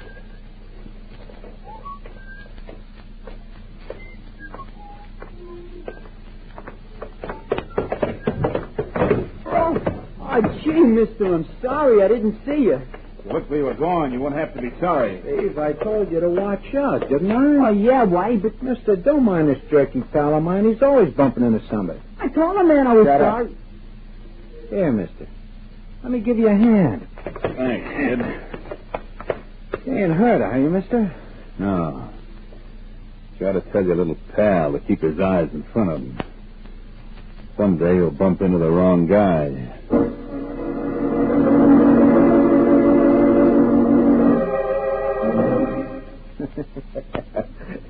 Someday he'll bump into the wrong guy. Hey, you characters, how you like that for that? Pretty good, huh? Hey, with some of that dough, we can fix up this club room, huh, Whitey? How much in the wallet, Whitey? $30, Steve. 80? You sure done it smooth, You Whitey. gotta have a touch to let a sucker smart, Chris. A touch. Light and easy, so he never knows what hit him. I can pick him, man. Just the way the schmo was dressed, I could tell he was loaded. It's like a talent. Gotta be able to spot... Whitey, they only knocked twice. Yes. They didn't give the right high sign. And maybe it's the cops, Whitey. What are we going to do? Pipe down, both of you. Come on, open up. Whitey, it is the I cops. told you to pipe down. I know you're in there. Open up or I'll bust the door down. You guys keep busting. I'll do the talk. I'll give you one more second. Open the door. Okay. Keep your shirt on. I'm coming. All right, smart guy. Let's have the wallet. Wallet? What wallet you talking about, mister? I suppose the next thing you're going to say is you don't know me. That's right. Never saw you before. What about your pal here, this one? Me? Me, mister? I don't mean your grandmother. He never saw you before either, mister. Did you, Steve? No. You're the two little punks who rolled me on 12th Street 15 minutes ago. Us? Roll? Got us mixed up with somebody else, mister. This here is the Blue Jays pub room. We was having a meeting. We've been here all the time. Right, Chris? Oh, sure. We've been here all the time, Whitey. You see, mister? Come on, hand over the wallet. I told you, mister. Hand it over. The wallet, funny boy, with the $80. You busted my arm. Stop, will you? When I get the wallet. Stop. What? Okay, only let go, will you? Let go. It's more like it. It's my back pocket right here. The woman ain't there. Because I got it right here in my hand. What? You gotta have the touch to roll a sucker smart, Whitey. The touch. Light and easy, so he never knows what hit him. Whitey, he was outside all the time. He hurried. The next time you and your boys try a roll, you better be sure of the mark you pick out. For all you chumps know, I might have been a cop just laying for you. Then you're not a cop? I look like one? No. Why? If you looked at the cards in my wallet, you'd know who I am. Dutch Malloy. Dutch Malloy? You hit Dutch Malloy from that Chicago mob? Is there another one? Dutch Malloy? Chris, how you like that? Of all the guys to pick Dutch Malloy, out of everybody walking the streets of Brooklyn, Whitey picks Dutch Malloy to roll. Of all the guys, Dutch Malloy. Cut it off, son. What's the matter, Whitey? No sense of humor? So I make one mistake. So what? Anybody can make a mistake, can't they? You want to stay in this business, you don't make no mistakes. Not even one. Hey, Dutch, what are you doing here in Brooklyn? You going to be around long, Dutch? Couple of weeks, Chris. Why? Well, if you had some extra time, maybe you could come around and give us some pointers, huh? Some tips on the ins and outs of the business. Hey, what do you want to bother Dutch with this kid stuff for? Dutch is a busy guy. Ain't you, Dutch? No, Whitey. Not too busy. You got a lot to learn, a whole bunch of you. I'm going to take personal pleasure in teaching each of you how things should be done right. Okay?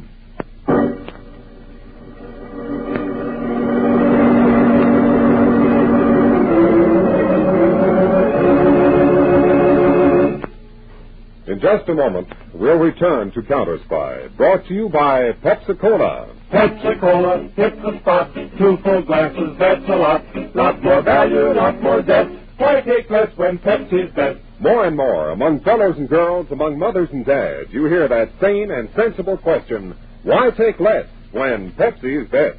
No budget, no allowance ever had a better friend than tangy, sparkling Pepsi-Cola. Because one big 12-ounce Pepsi bottle gives you 2 delicious drinks. That's twice as much tangy taste, twice as much delicious Pepsi to go just twice as far. That's why more and more families say, why take less when Pepsi is best? Yes, families like yours and mine, families all over America, they're all saying, why take less when Pepsi is best? Pepsi-Cola hits the spot. Tastes terrific when you're hot. More and better than the rest. Why take less when Pepsi's best? Today, tomorrow, always. Get America's biggest cola value. Take home a carton of 6 big Pepsi bottles. Insist on Pepsi at the store. And say Pepsi at the fountain.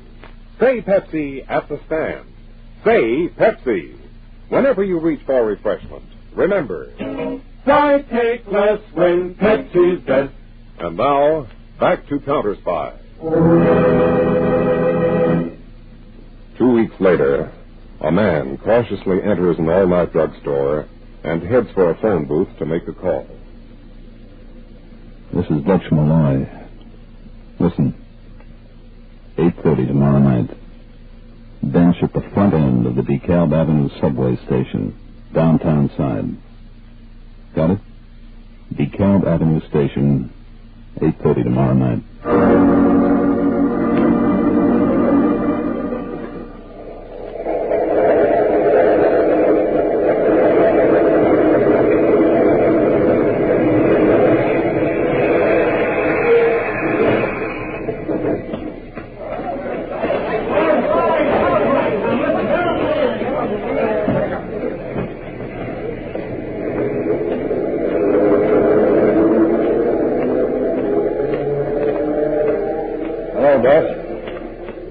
How's my undercover man?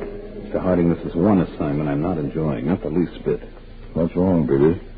Well, it's the way that whole gang, especially those 2 kids, Chris and Steve, look up to me. Dave, honestly, it makes me sick inside the way they think that Dutch Malloy is such a hotshot. That's why you're there, Peter. I know, but they're not really bad kids. It's the leader of the Blue Jays who's all the way off the track. That Whitey Benson is the rotten apple in the barrel. Yes, our files show Whitey has a bad record.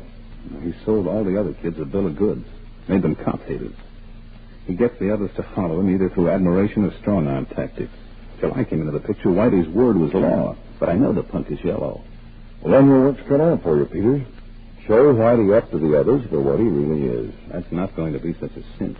Well, first you'll have to win the complete confidence of all the other boys. If I can in time. Whitey has planned a job for him to pull in another day or so. Oh? A bicycle shop on 10th Street. Whitey has it set for them to steal 3 of the bikes that the owner of the shop has displayed on the sidewalk outside. Oh. See the spot I'm in, Dave? I can't let those kids steal the bikes. Well, of course you can, Peters. But maybe there's a way of out-masterminding Whitey Benson at bicycle stealing.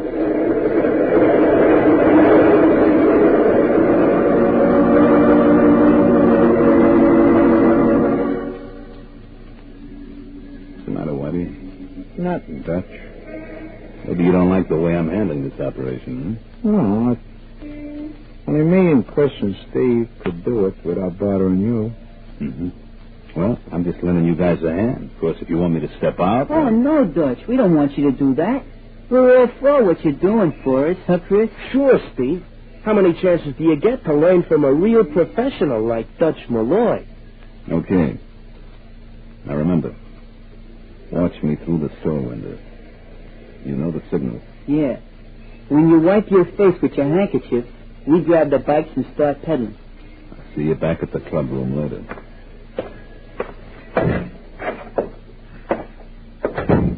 Well, mister, how can I help you? Good evening. Evening. I'm, interested in some bikes. Oh, yes, sir. Any particular type? I got all types here. Well, I saw those 3 that you had on the sidewalk outside the store. Hot tonight, huh? Yeah, mighty muggy. Yeah, I guess we'll have some rain. My corns are acting up. Yeah. Soak this handkerchief right through. Yeah.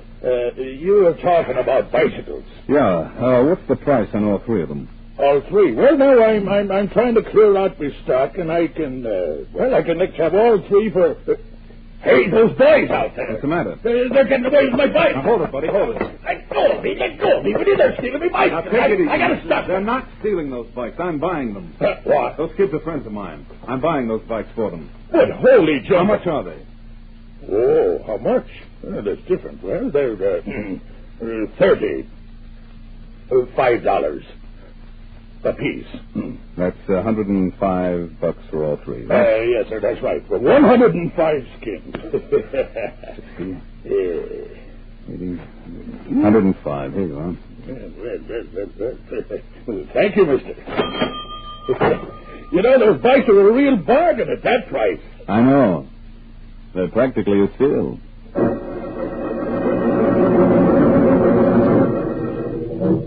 Good work, Peters. You must have convinced Chris and Steve all right. $105 is a high price for being convincing, Dave. Put it on your expense account. Under what? Petty theft? By the way, how is Whitey Benson taking it? Like a slow burn, Dave. If you ask me, I don't think Whitey's going to be satisfied with sitting on the sidelines much longer. Your job then, Peters, is to expose Whitey as a coward right in front of his ace man. Right, Dave. But I'll have to wait for just the right setup.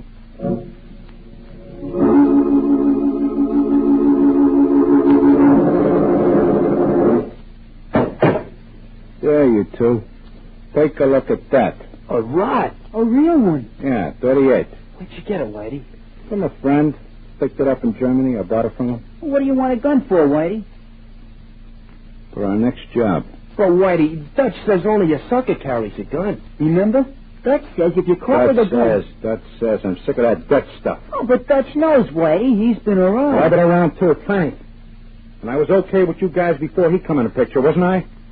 Now I'm going to show you guys how I can handle a heist as good as he can. Bet it. Anybody here say I can't? We're not saying you can't. Why Well, don't... button up and listen if you want to stay being my ace man. There's a warehouse across the street from Pier 13. They got a bunch of radios piled up in there, and it's a pushover to get in through a side door. I'll pull on that job at 11 tonight. Got it? Yeah, Whitey. Sure. Steve? All right, Whitey. Whatever you say. And get this through your heads, both of you. Dutch is out of the picture. If either of you let on to Dutch about this job tonight, so help me, I'll take this gun and I'll blow your heads off.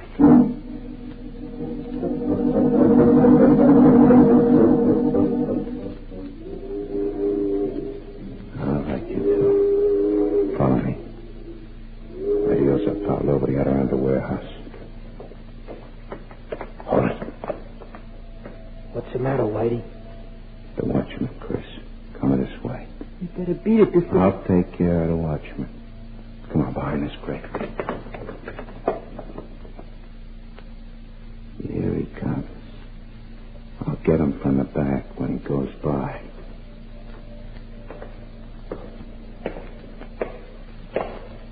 You reach right. Now, fold your hands in top of your head and keep them forward. Okay. Now, turn around. Hello, Whitey. Dutch. You can put your gun away. How'd you get here? Didn't I tell you only a sucker carries a gun? What are you doing here? Who told you? Oh, Steve, Chris, they told you, huh? You monkeys told them, didn't you? Whitey, we thought we better. Dirty, stinking double-cross. Don't take it out on them, Whitey. Tackle somebody your own size. Done across me up the little yellow bellies. Some stunt to pull on a pal. What do you mean, pal? You're nobody's pal, Whitey. You're strictly out for yourself. You're just pulling this job tonight to prove you're a big shot, but you're just a cheap little four-flusher. Yeah? Yeah. You even told these kids you're only 18, but you're 21, 5 years older than any of them. You didn't have the guts to go up to the big boys, so you got yourself a bunch of kids to use to push around. Oh, shut up. Your truth big, too big, Shut up, Whitey. Set her off. Fill your face with lead. Right here. You haven't got the guts to tackle me. I know you haven't. Yeah, well, ask Steve. Ask Chris. Ask him how I drilled that dame last month without even blinking an eyelash. Talk, Whitey. That's your idea of guts, killing an old lady who couldn't fight back. All right, drop the gun. Kill you. Drop it or you end up flat on your face. I'll kill you. All right, now do it the hard way. I'll get him done, Dutch. We'll take care of the gun, Chris. What? Dutch? These are friends of mine, Steve. Come on, Whitey. Up on your feet. Here he is, Mr. Harding, all yours.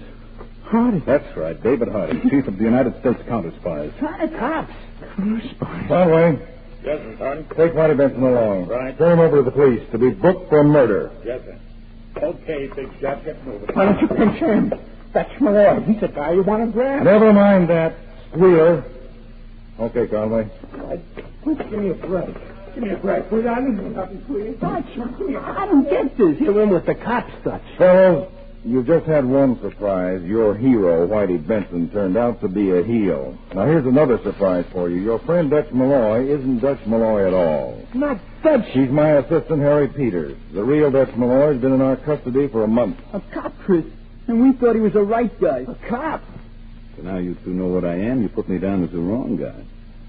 That it? Well, we didn't know a cop who could be... The right guy? Is that what you're trying to say, Chris? Yeah, I guess so. The cops are just like anybody else once you get to know them. The trouble with you boys is you never gave yourself a chance to know them. They're more on your side than hoodlums like Whitey Benson. You found that out tonight, didn't you? If it hadn't been for Peters here, you'd have ended up in real trouble. And behind bars. You mean you're not arresting us? No. But you two still have some things to settle. Those bicycles. We still got him. Yeah, Mr. Harding. But we'll give him back. You can't do that now. But... Dutch, or rather Mr. Peters here, paid for them. You two boys are going to keep those bicycles. But you're going to work to pay for them. What do you mean by that, Mr. Harding? You're both going to get straightened away with the law. And then I hope you can prove to other kids like you that a cop isn't such a bad guy after all. Gee, thanks. You're a swell guy, Mr. Harding.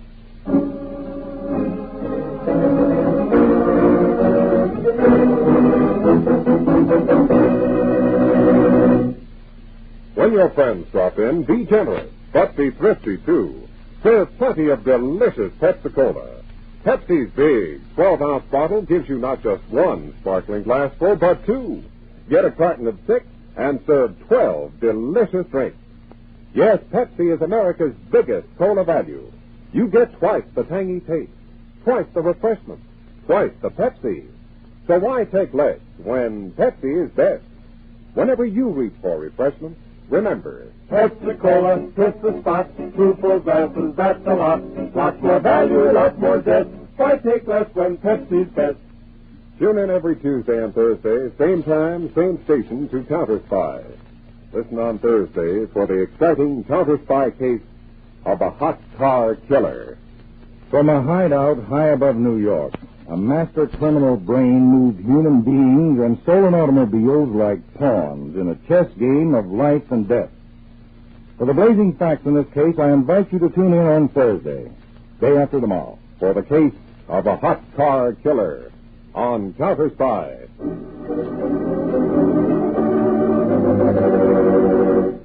Tonight's Counterspy program originated in New York, was directed by Leonard L. Bass, dramatized by Edward Adamson, and featured Don McLaughlin and Mandel Kramer, with music by Jesse Crawford.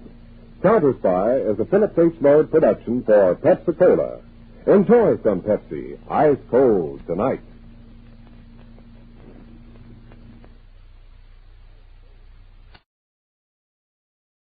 Cold tonight.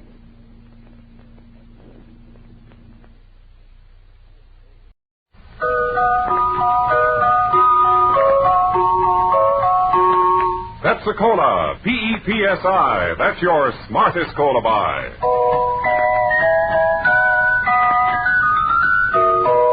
Pepsi-Cola presents Counterspy.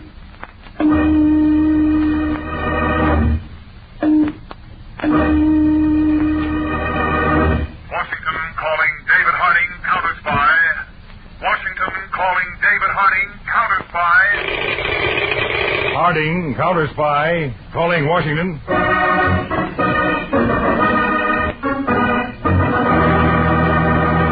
United States Counterspies, especially appointed to investigate and combat the enemies of our country, both at home and abroad.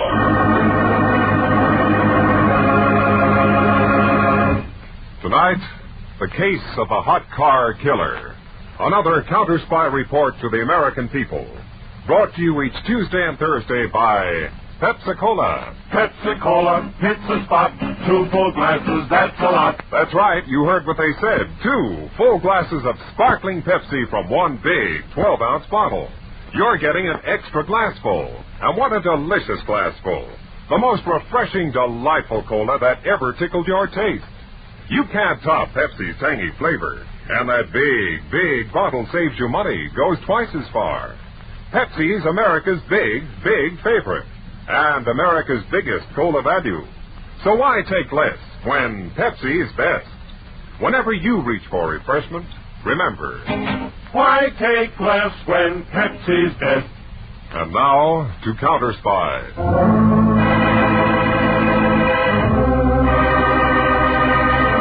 A bright, brisk fall afternoon. Around the dirt track roar a dozen low-slung racing cars. Sudden death, an added passenger in every one. Axles brush on the straightaways, tires scream as they skid on turns, then straighten out again. A man wearing the armband of an official of the track runs to the pit of car number 18. Hey, you! Are you the mechanic of car 18, Driver Joe Stacy? What's the matter? This is an official order. Flag him down. Pull him out. He's like the wind. I said stop him. Now, he's just coming in the straightaway. Here's your flag. Use it. Okay. Here he comes.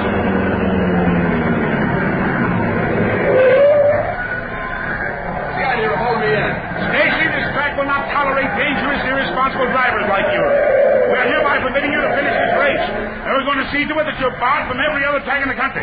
Now get yourself and your car out of here in a hurry. Holy smoke, Joe. What are you going to do now? No problem, Mitch. Back in New York, my future's all taken care of. I got a wonderful, beautiful connection there. Red hair.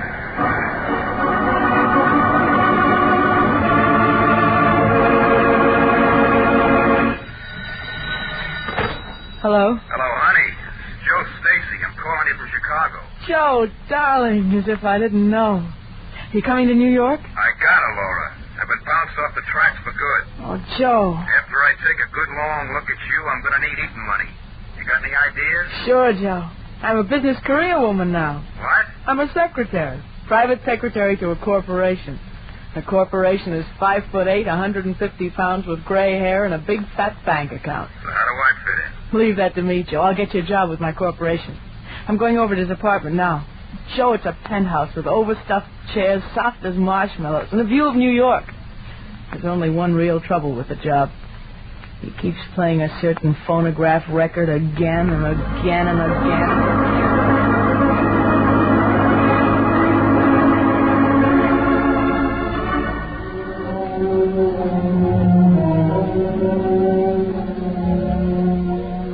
Laura, you've been staring out of that window for an hour. The view always fascinates me, Mr. Brewster. Maybe you'd rather be down there among those lights with some younger man. Like the one you asked me to hire? I'm your secretary, Mr. Brewster. Besides, young men bore me. To be with or to work for. Well, how lucky for me. I should hate losing you as a secretary. You will, Mr. Brewster, if you don't stop that phonograph sometime. Very well. I play that music constantly, Laura, because the orchestra was playing it the night you and I first met. Haven't you any such memories? With Joe Stacy, for instance? I live in the present, not the past. Mr. Brewster, the warning buzzer. Someone's coming up in the elevator. Suppose you let them up for me just this once, huh? I don't know how. On my desk there. Yes? The first button is the intercom to the elevator. Press it. That stops the warning buzzer. Now you can talk to whoever's in the elevator while it's held on the floor below. That intercom box on the left. Yes. Yes? Who is it? George Lesage. Mr. Brewster's expecting me. Oh, yes, Lesage. We're bringing you up. Now what, Mr. Brewster? The button on the right starts the elevator again to bring him here to the top floor. I see. Why is that junk dealer coming here? Because he and I have a little surprise for you. Come in, Lesage. Evening, Mr. Brewster. Hello, Miss Montpere. Hello. I brought the latest batch of papers for you, Mr. Brewster. All in good order? Yep, ownership papers of 6 total wrecks I bought in from my junkyard. 2 Buicks, a Chevy, a Ford, 2 Pontiacs, all from the West. Well, all plentiful models and relatively easy to steal. Fine. As soon as the cars come in, I can turn them over to you and your used car salesman. Say in a week, huh? Mr. Brewster, I think it's dangerous to mix all those stolen cars with your ordinary used cars in your sales room. Hey, that's the laugh, Miss Montpere. The smartest cover-up that was ever in this racket. Hot cars cooled off. Okay, Mr. Brewster, that cleans me up here. I'm on my way. Lesage, instead of your going to the ferry now, you go to your garage and wait there. I'll keep that appointment. Okay. Laura, the elevator release button, please. Good night, Miss Montpere. Good night. Good night. Mr. Brewster, you didn't tell me the surprise you and Lesage had for me. I've decided to take your childhood friend, Joe Stacy, into my organization. Bring in stolen cars from other cities. Oh. Oh, then he's the one who's coming in on the ferry. And instead of Lesage, you're going to meet him yourself, is that it? I'm curious about him, Lauren. An old friend who so fortunately turned out to be an expert car thief and driver. Now tell me, what's the quickest way for me to get to that ferry?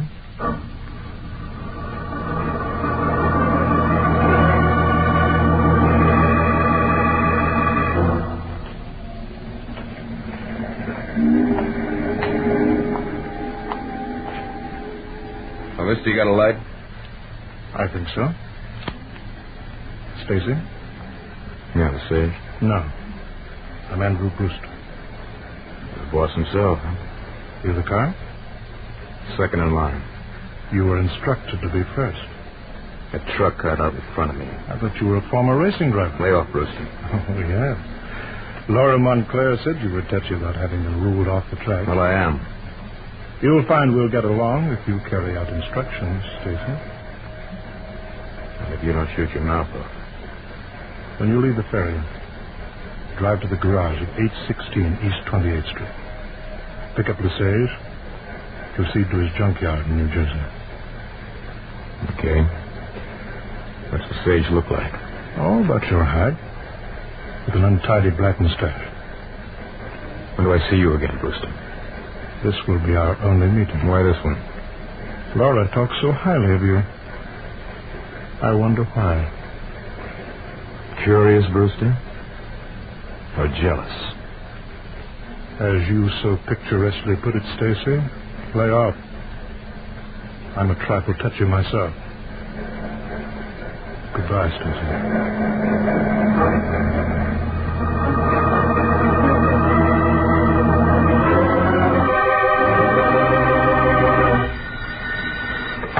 Hello? It's Montclair.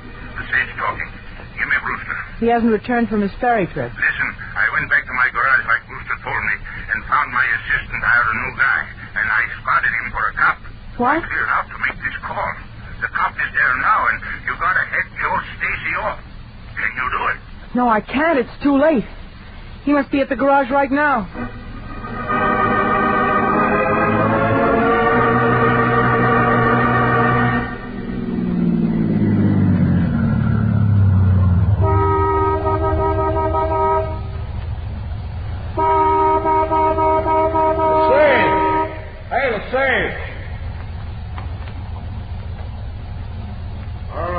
Come on out of that car. You, Lesage? Yeah. Come on out of that car. Come on. There's your mustache, Lesage. Never mind that. Come out. Not a chance, copper. This is for you.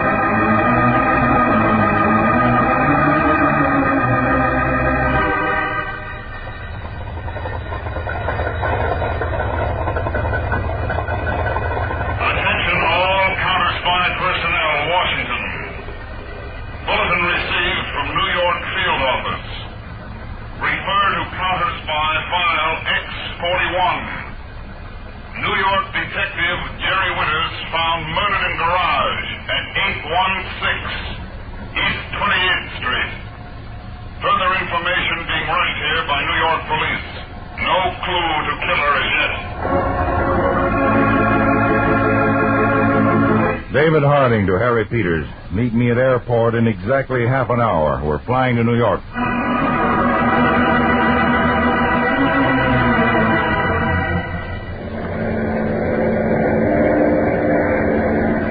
Peters, you saw the message about the murder of Detective Jerry Winters.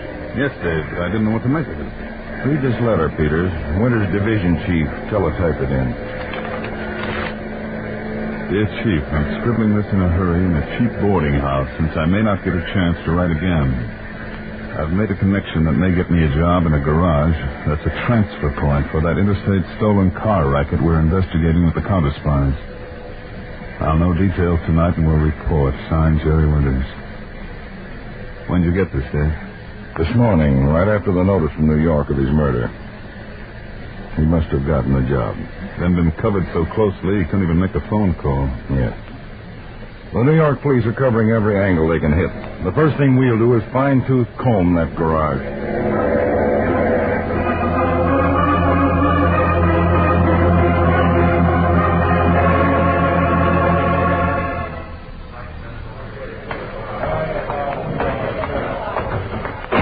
Dave, I've been interviewing all the employees of this garage. They all swear that if there was anything crooked going on here, they didn't know a thing about it.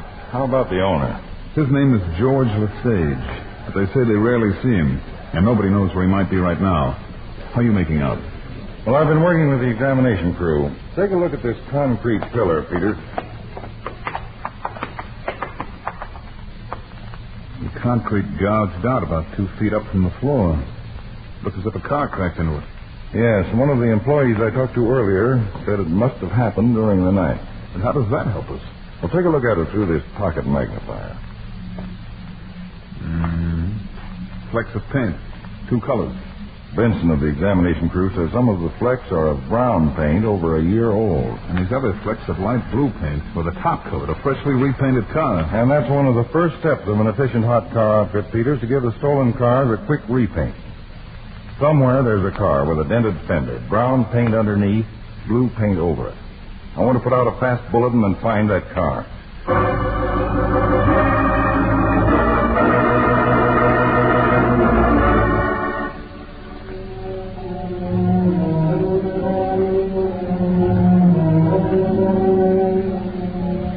Brewster, I'm waiting for you and Lesage to tell me how you're going to help Joe Stacy. Miss Montclair, Stacy's safe in my junkyard over in Jersey. Besides, Laura, he sounds like a man who helps himself. I introduced him to you, Mr. Brewster. He killed a detective to protect your racket. You've got to help him. On his account? On yours. And mine. I wonder if I can afford to have a cop killer in my organization. What are you getting at? Lesage, remember what happened to Whitey? Driving along a mountain road, his car went over the side of the cliff. Accidentally. Laura. I won't help you, Mr. Brewster. Laura, my dear, Stacy knows and trusts you. You're going to invite him for a ride with Lesage tomorrow. You brought him into our organization. It's only fitting that you help him leave it.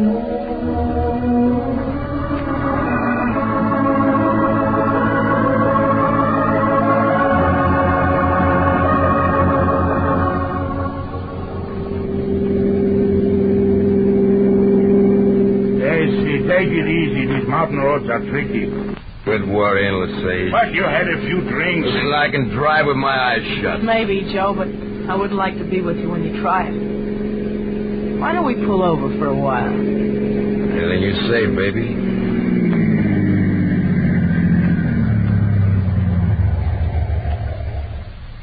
What a wonderful view. Doesn't that train look small from up here? Like a toy. You know, a guy could go over this cliff easy in a car. That wooden rail wouldn't hold a weak flea. You're some kidder, Joe. Put up your hands, Lesage. What is this? It means you're going to have the accident that you and Brewster cooked up for me. Laura, you're double-crossing Brewster, and he's stuck on you. I'm not stuck on him, Lesage. I take his nonsense now so I can take a lot of his money later. All right, Joe. Listen, give me a chance. Give me a break. Give it to him, Joe. No. Quick, Joe. Put your identification papers in his pocket. Okay, baby. Be sure you get everything that identifies him as George Lesage. Papers. Wristwatch, wallet. Picture of a kid. Never mind that. Pour the whiskey over his clothes.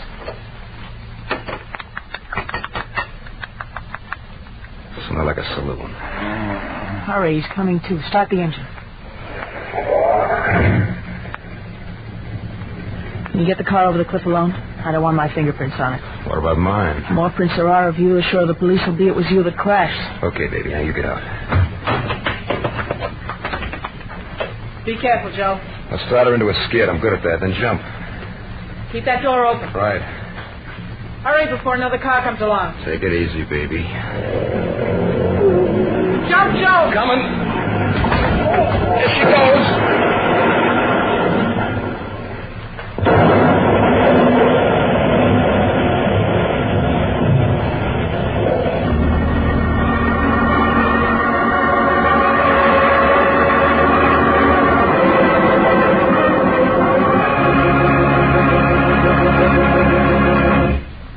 In just a moment, we'll return to Counterspy, brought to you by Pepsi-Cola. Pepsi-Cola hits the spot. 2 full glasses, that's a lot. Lots more value, lots more zest. Why take less when Pepsi's best? More and more, among fellows and girls, among mothers and dads, you hear that sane and sensible question. Why take less when Pepsi's best? No budget, no allowance ever had a better friend than tangy, sparkling Pepsi-Cola. Because one big 12-ounce Pepsi bottle gives you 2 delicious drinks. That's twice as much tangy taste. Twice as much delicious Pepsi to go just twice as far. That's why more and more families say, why take less when Pepsi's best? Yes, families like yours and mine. Families all over America. They're all saying, why take less when Pepsi is best? Pepsi-Cola hits the spot, tastes terrific when you're hot, more and better than the rest. Why take less when Pepsi's best? Today, tomorrow, always. Get America's biggest cola value. Take home a carton of 6 big Pepsi bottles. Insist on Pepsi at the store and say Pepsi at the fountain. Say Pepsi at the stand. Say Pepsi. Whenever you reach for refreshment, remember, why take less when Pepsi's best? Now, back to Counterspy.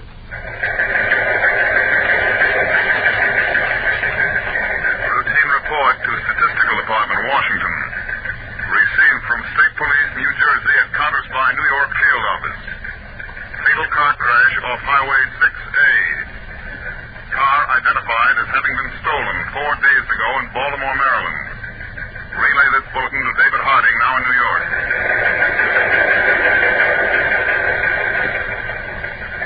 File copy of instructions. Harding to Peters. Check on that stolen car in Highway 6A accident.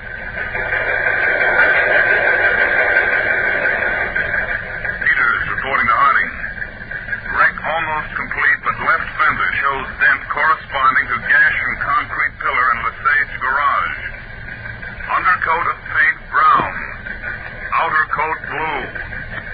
Victim tentatively identified from fingerprints on car and papers as one Joe Stacy. Fingerprints forwarded to Washington.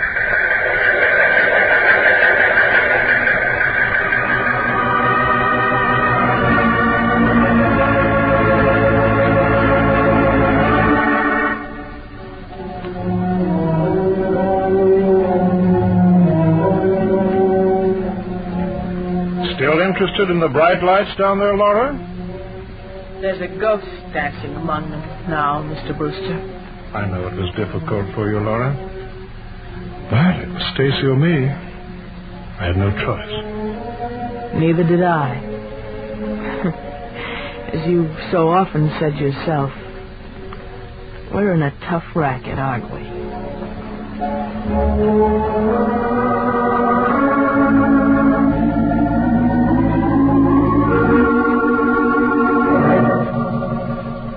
Dave, Washington reported yet on Joe Stacy? Yes, but the fingerprints on the body in that smashed car were not those of Joe Stacy. Who then? George Lesage. Lesage? Well, that's the man we were looking for. He owned the garage where Detective Winters was murdered. That's right, murdered by Joe Stacy. Stacy, how do you figure? Well, somebody took a great deal of trouble to make us think Stacy was dead, and that would suit Stacy very well. Besides, look at his record. Racing driver ruled off the tracks for dangerous and crooked driving. Hold-up charge, suspended sentence, assaulting an officer 30 days. Bad boy. Yes, but it's hardly probable a hothead like Stacy is the boss of the entire racket, nor that Lesage was. We're looking for the top man, Peters, and Stacy might lead you to him. Lead me to him? You're going undercover, Peters, to locate Stacy. Then we can set a trap.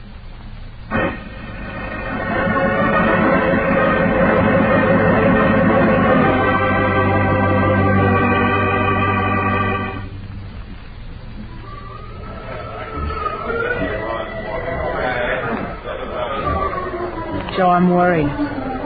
Well, what about, baby? I don't think it's safe for us to meet in such a public place. I got this tablet in my pocket. Besides, this new mustache is sprouting. And the papers are full of pictures of the wreck. I got killed 2 days ago, remember?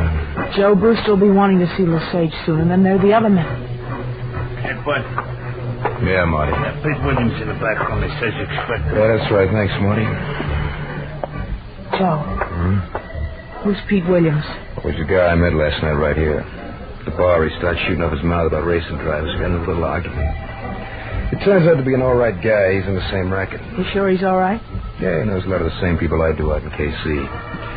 You go on over to Bruce's apartment, baby. I'll call you later, huh? Okay. So long, honey.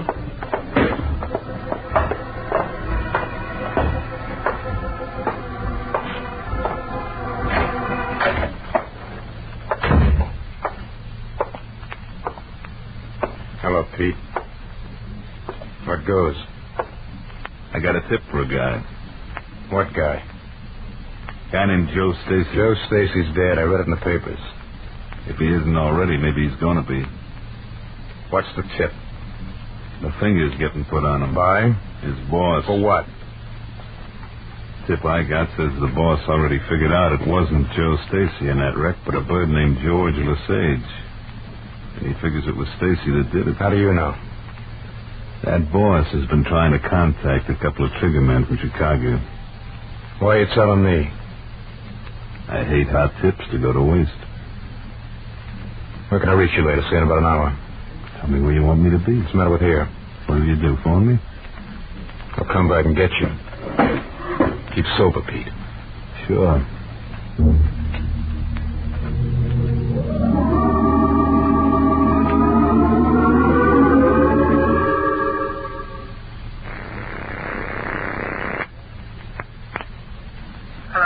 Hello, honey, it's Joe. Listen, you were right to be leery of that guy Pete Williams who tried to caper on me. What caper? Well, he tells me Brewster caught onto the wreck business. He's out hiring guys to take care of me. What a jerk, huh? Jerk, how do you figure? Well, honey, if Brewster caught on already, you'd know about it, wouldn't you? Well, wouldn't you? I've been thinking, Joe. I've got a scheme for us to get rid of Brewster, get some dough, and take care of your friend Pete. Tonight, all at once.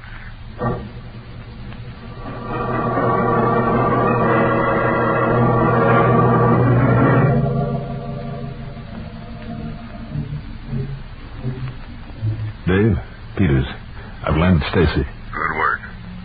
Did he reveal who the boss is? No, but he's pulling me in on his scheme of revenge on the boss. We're going to hold him up. Then Stacy plans to kill him. Well, I'll be close behind you with one of our mobile squads. We'll break it up in time. Well, it may not be easy, Dave. The boss lives in a penthouse and has some tricky system to control the elevator. Stacy's girlfriend is going to double-cross the boss and let us in. Then you'll have to find some way of letting us in. When's the job set for? 11 o'clock tonight.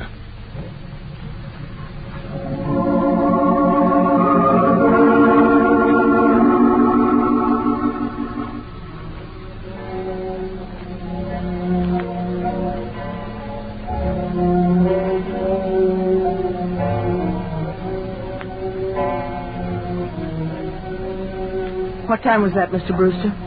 11. You seem restless, Laura. Bored with your job? Mr. Brewster, believe me, I was never less bored with it. Someone's in the elevator. I'm not expecting anyone. I'll find out who it is. Brewster, stay away from that intercom. Laura, what's the meaning of that gun? Push the power button. Laura... Push that power button. As you say. Sit down by the desk. Laura, what is the meaning of this? Shut up! Hello, Brewster. In the flesh. I thought you were dead. Laura told Cut me. the act, Brewster. I know about the hood you were trying to get to rub me out. Rub you out? I tell you, I thought you were dead. You're lying, Brewster. Stacy, who is this other man? Pete Williams. The guy who put the finger on you for putting the finger on me. Oh, this man is tricking you, I swear. Listen, Brewster. Wait. Maybe Brewster's telling the truth. Maybe Pete is. That's what we're going to find out. Meantime, I'm holding the gun. Pete. Yeah? In the right-hand drawer of the desk, the combination of the safe. Okay. Safe? Yeah, Brewster, we're taking a little trip.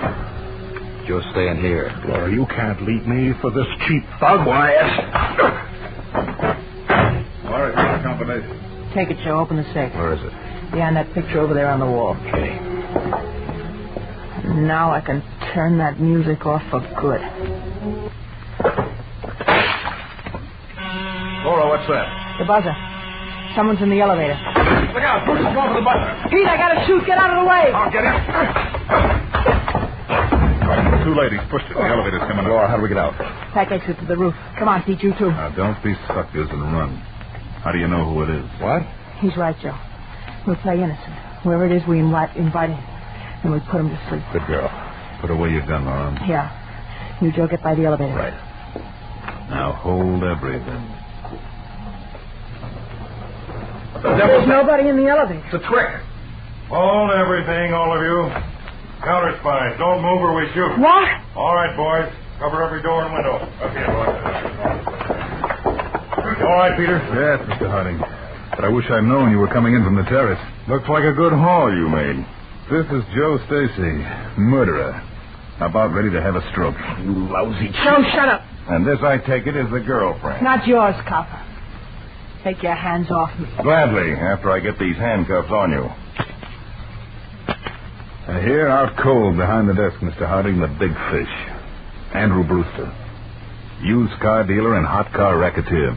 Peter, he looks so peaceful, I almost hate to wake him up and give him all the bad news he's got coming to him. But on second thought, I think it'll be a real pleasure. Let's get to it, Peter.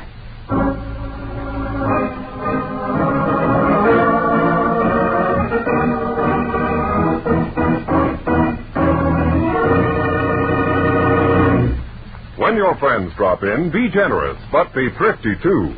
Serve plenty of delicious Pepsi-Cola. Pepsi's big 12-ounce bottle gives you not just one sparkling glassful, but two. Get a carton of 6 and serve 12 delicious drinks. Yes, Pepsi is America's biggest cola value. You get twice the tangy taste, twice the refreshment, twice the Pepsi. So why take less when Pepsi is best? Whenever you reach for refreshment, remember, Pepsi-Cola hits the spot. 2 full glasses, that's a lot. Lots more value, lots more zest. Why take less when Pepsi's best? Tune in every Tuesday and Thursday, same time, same station, to Counterspy. Listen next Tuesday for the exciting Counterspy case of the Postal Pirates. The little black box that caught the revolver in midair. The one-fingered typist who punctuated sentences with bullets. And the double-crosser who tasted her own medicine and died as a result.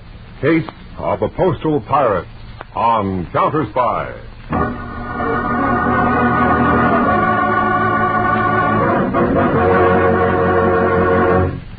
Tonight's Counterspy program originated in New York, was directed by William M. Sweets, and featured Don McLaughlin and Mandel Kramer, with music by Jesse Crawford. Counterspy is a Phillips H. Lord production for Pepsi-Cola. Enjoy some Pepsi ice cold tonight.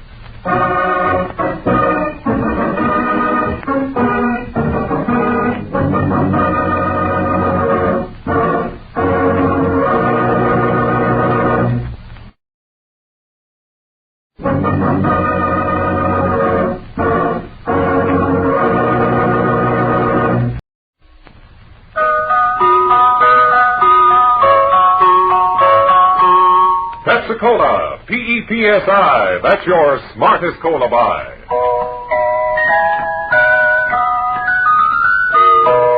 Pepsi-Cola presents Counterspy.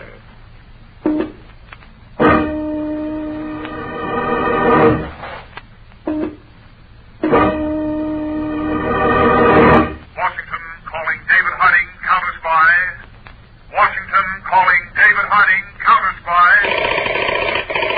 Harding, Counterspy, calling Washington.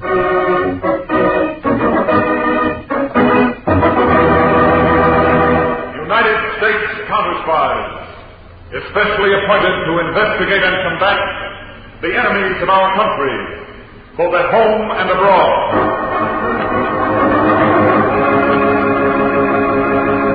Tonight, the case of the Postal Pirates. Another Counterspy report to the American people. Brought to you each Tuesday and Thursday by Pepsi-Cola. Pepsi-Cola hits the spot. 2 full glasses, that's a lot. That's right, you heard what they said. 2 full glasses of sparkling Pepsi from one big 12-ounce bottle. You're getting an extra glassful. And what a delicious glassful. The most refreshing, delightful cola that ever tickled your taste. You can't top Pepsi's tangy flavor. And that big, big bottle saves you money, goes twice as far. Pepsi is America's big, big favorite. And America's biggest cola value. So why take less when Pepsi is best? Whenever you reach for refreshment, remember, Why take less when Pepsi's best? And now, to Counterspy.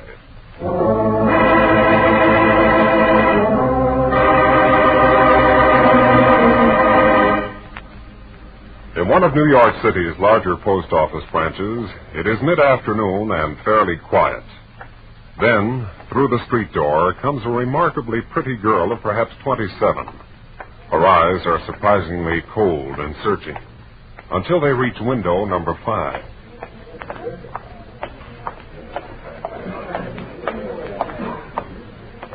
What'll it be, miss? Oh, hello. Hello, handsome. 103. 5 days in a row, 100 3-cent stamps. So you do a lot of mailing. I've got a lot of friends. I'll bet. Mm-hmm. And, I can see the reason why. Oh, I didn't know postal clerks could make such pretty speeches. Oh, there are a lot of other things we can do, too.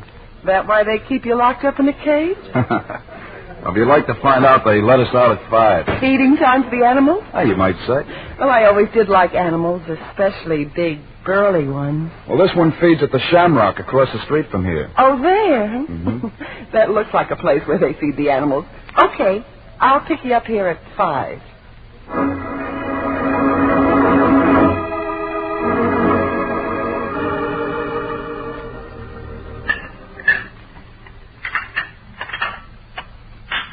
Here's the last of the dishes, baby. Put them in the sink. We'll let them soak. All right. Now, isn't my apartment, even with the dishes, better than a public restaurant? Baby, I even love the dishes. And now that we've wined and dined, how about a name? Not that I'd object to calling you baby permanently. I was wondering when you'd ask. It's Kathy. It's nice. Goes good with mine, Jimmy. Is that all? No more questions? Well, my mother taught me never to look a gift horse in the mouth. Horse? Well, I'm not sure I like that. Jimmy. Yeah. Come here. Well?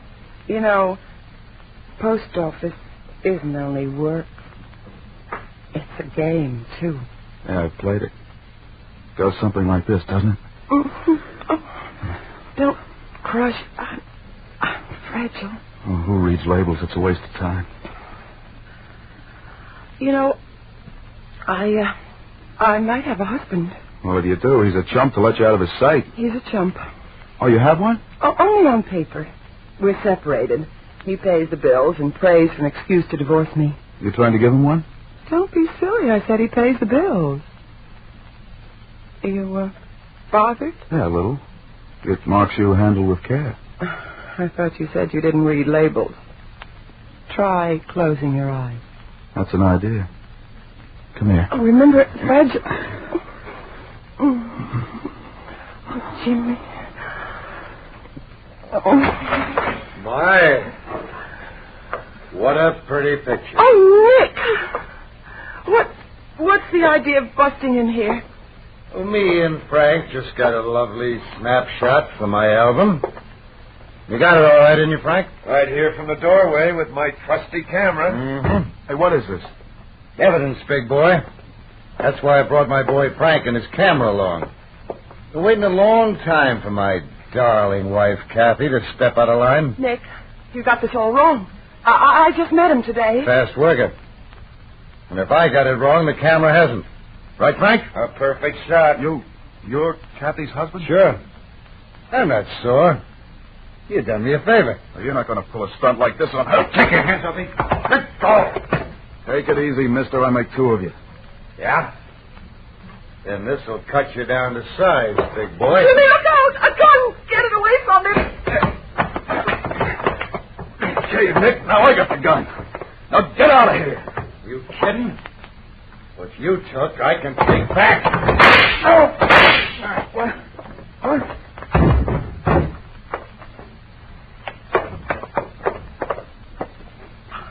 Nick's dead, Jimmy.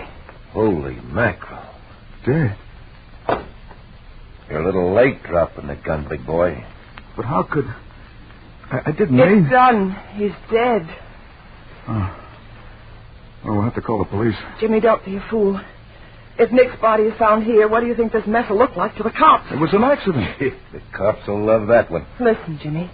Nick taught me a lot of things besides what a heel he was. Nick was in the rackets. In the rackets? Yeah, kid. He had a lot of enemies. If he's found beside a road, nobody will ask twice who did it. What are you figuring, Frank? That this sets you up to take over Nick's racket? Yeah. I can get hold of a couple of boys to help me get rid of Nick, and then we'll all keep quiet. I slip into Nick's spot, you two are in the clear. How do you like it, Karen? Okay, Frank. But, Kathy, it's an awful chance. Look, Jimmy, look, I like your style, and I don't want you wasting it in some jail cell while I'm around. You beat it now and let Frank take care of things. You stay away from me until I call you at home. And that won't be long, honey. That won't be long.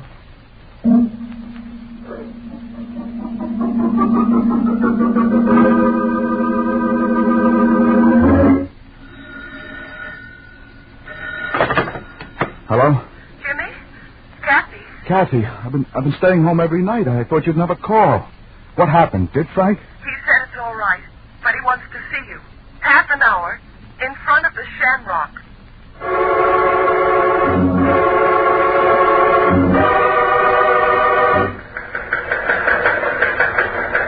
This is David Harding. To Counterspy agents in Chicago, Detroit, Philadelphia, and Boston. Continue investigation, parcel post theft ring. Take no action, make no arrests, but lay plans to close in on known members of ring at a moment's notice. Special attention, Boston field office. Have Harry Peters telephone me as soon as possible.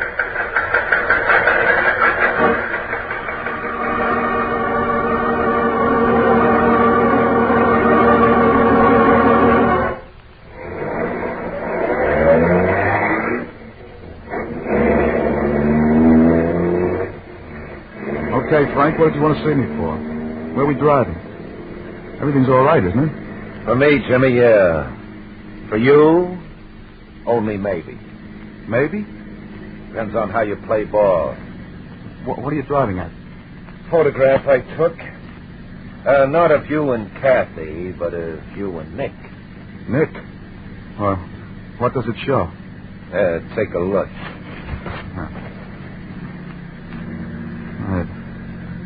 Looks like I killed him deliberately. I cut it perfect. With Nick on the floor and you over him holding the gun.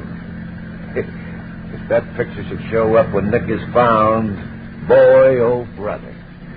What do you want? Money? I'm a postal clerk. Then what do you want? I took over Nick's racket. A racket that's worked in the post office. The post office? Yeah. Nick had guys in post offices stealing valuable packages. What, just walking out with them? No. After people insure their packages, our guys relabel them. Send them to a special address. That's what you want me to do? Let's say this photo wants you to do it. And, of course, Kathy. She don't want to get mixed up in no murder rap. Kathy? Lufkin? All right, Frank. I guess there's nothing else I can do.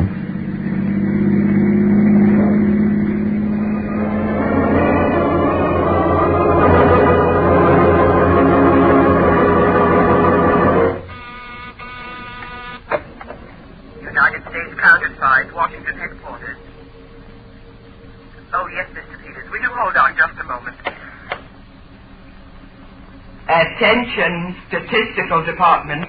If Mr. David Harding is there, will he please take a rush phone call on extension 61 from Mr. Harry Peters, extension 61.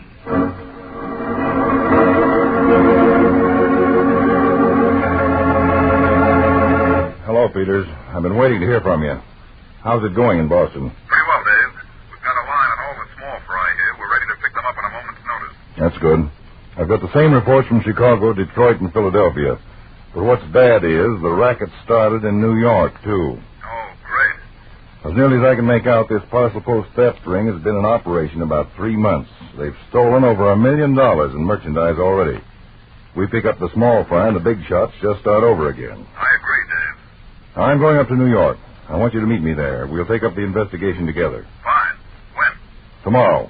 And you can spend the time in between reading postal regulations. I know them backwards already, Dave. Good. I'll have something else for you. Your credentials as Harry Gordon, postal clerk.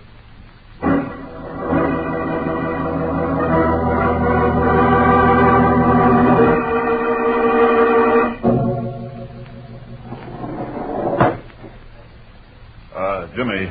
Yeah, what now? now, Harry? My daily stamp reports and registration book. Will you check them to see if they're right? Well, after 3 weeks, you ought to know yourself. I'd just like to make That's sure. my luck, always getting stuck with substitutes. Guy's got to make a living. Yeah, I know. I'm sorry, Harry. Let's see.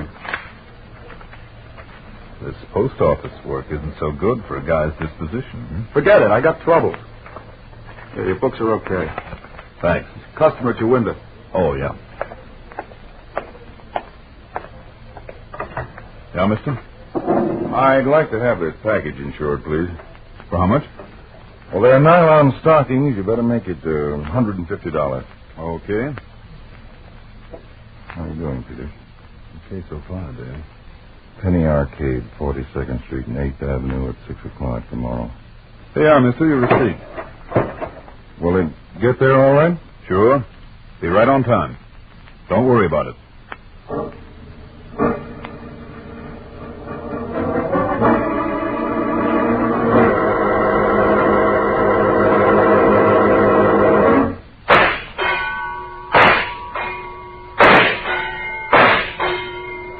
Nice shooting, mister. Like to try a load yourself? Pinball's my speed. The other side of the arcade. Come on and watch. Okay.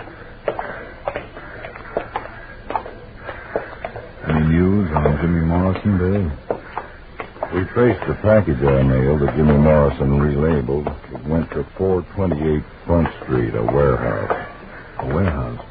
Maybe the central warehouse for the whole racket. Well, there's your pinball machine. Watch me, boy.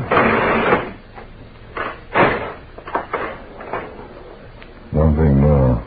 We picked up another outside contact. Your man, Jimmy Morrison, frequently meets a blonde bombshell. 46,000. Yeah. Blonde bombshell. Want me to follow that? She may be the big shot we're looking for. Not so good that time. Just watch this one. Morrison has lunch with the blonde in the main dining room of the Shamrock every day. Okay, I'll catch him tomorrow. At the Shamrock.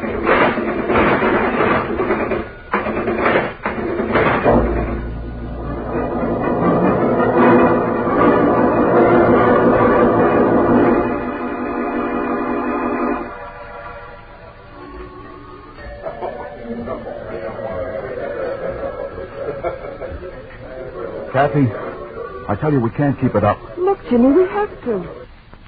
Besides, don't you like spending the extra dough on me? Oh, honey, if it wasn't for you. Why did Nick have to... Forget that name, He could have gotten that divorce, then we could have... What's the matter? The guy coming toward us. Well? Harry Gordon, he works with me at the post office. Oh.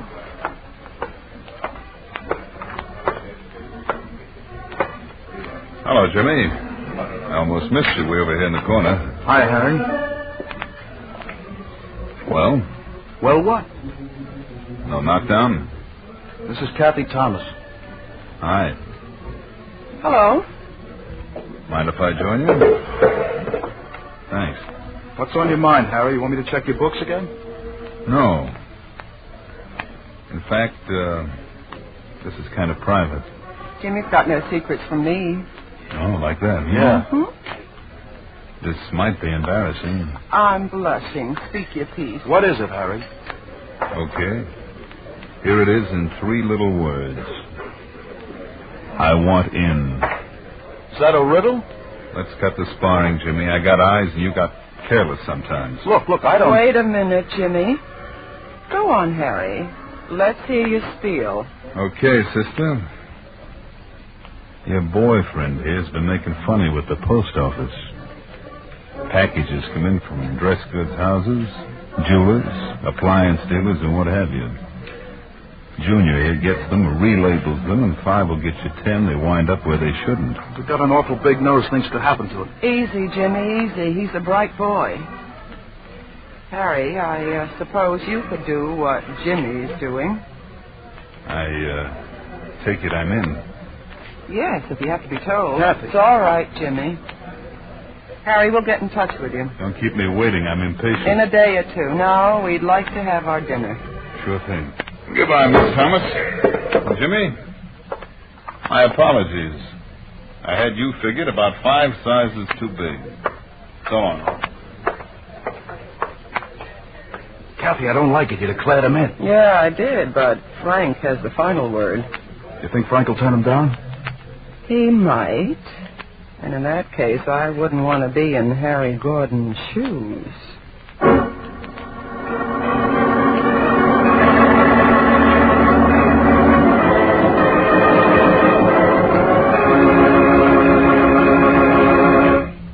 In just a moment, we'll return to Counterspy, brought to you by Pepsi-Cola. Pepsi-Cola, it's a spot. 2 full glasses, that's a lot. Lots more value, lots more zest. Why take less when Pepsi's best? More and more, among fellows and girls, among mothers and dads, you hear that sane and sensible question, why take less when Pepsi's best? No budget, no allowance, ever had a better friend than tangy, sparkling Pepsi-Cola. Because one big 12-ounce Pepsi bottle gives you 2 delicious drinks. That's twice as much tangy taste, twice as much delicious Pepsi to go just twice as far. That's why more and more families say, why take less when Pepsi's best? Yes, families like yours and mine, families all over America, they're all saying, why take less when Pepsi's best? Pepsi-Cola, hits the spot. Tastes terrific when you're hot. More and better than the rest. Why take less when Pepsi's best? Today, tomorrow, always. Get America's biggest cola value. Take home a carton of 6 big Pepsi bottles. Insist on Pepsi at the store. And say Pepsi at the fountain. Say Pepsi at the stand.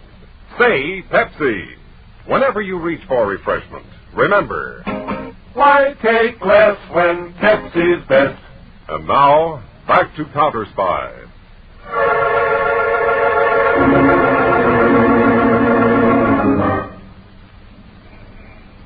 It's just after 5 p.m. in Midtown, New York.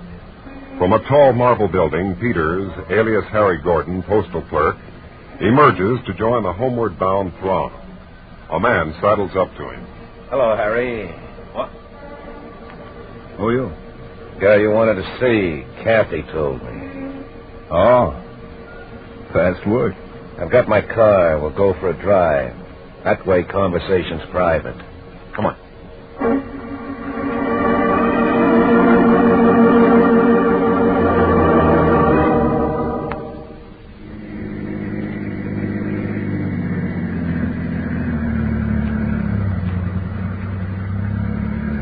Okay, Harry, stay on the West Side Highway now. Swell car.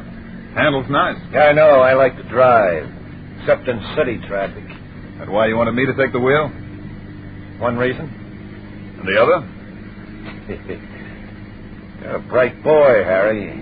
Thanks. Yeah, the kind of a guy we'd like to have, if we were taking on new guys. You're not? We don't like volunteers.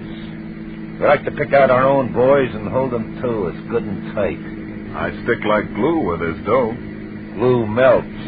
We prefer something more solid. Now, you might be a right guy. Thanks. Or a stoolie. I can't sing a note. Maybe even a cop. I haven't got flat feet. Maybe, but we never take chances. Hey, slow down, will you? You're going too fast. I like speed. Now, don't get cute and try to get a cop on our tail.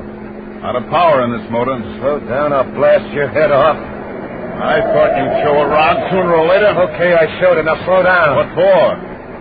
Right now, this is the safest way I can drive. You crazy fool, look out!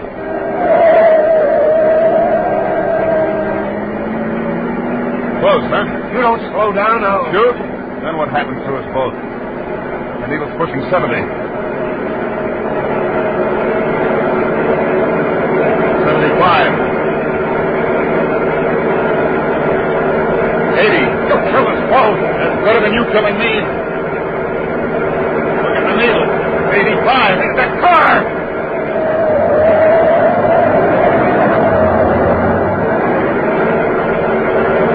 Okay, you win. You win. Only slow down. Toss the gun on the floorboard. Okay. Now slow it, slow it. Turn out all your pockets and open the jacket wide. I don't want you to cross. Yeah, sure. I ain't got another gap.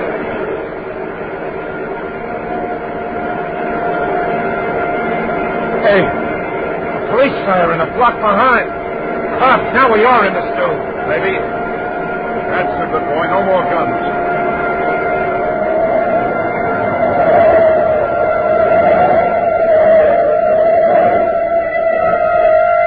Okay, bright boy, we stop, but what are you going to do about those cops coming? We'll see, tough guy.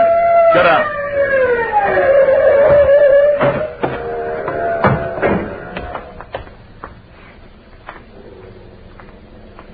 Hey, what is this? Only one plainclothes guy in that patrol car. Peters, I've been tailing you since you got into this car. What a race you staged. He pulled a gun on me, Chief. The only way I could make him drop it was to speed up. Chief? Who are you guys? Counterspies. Sorry it turned out this way, Dave. It practically tips our hand. I'd rather have our hand tipped than you dead. We'll move in right away. We'll hand this fellow over to the police and then go right down to pick up Jimmy and the girl.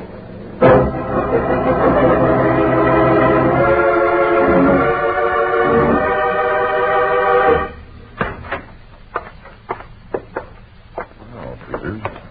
Our friend Jimmy's not here. Yeah. Looks as if he left in a hurry. He can't possibly know about the chase and... Hey, Peters. What's the matter? This magazine opened to page 7. One of those true crime story magazines. Open to an article about the capture of Professor Horn. The case we handled, Dave. Jimmy Morrison evidently been reading up on criminals. More than that, Peters. Here's a photograph taken at police headquarters that time. And there you are in the background. What? Hey, lucky my name isn't given in the caption. Still, this picture's enough to tell Jimmy Morrison you're not the postal clerk you pretended to be. It's a cinch he saw this and lit out. He'll head for the girl first. He's soft on her. We'll go to her place then. If she's not there, then we go to the warehouse on Front Street, where the gang's been forwarding its loot.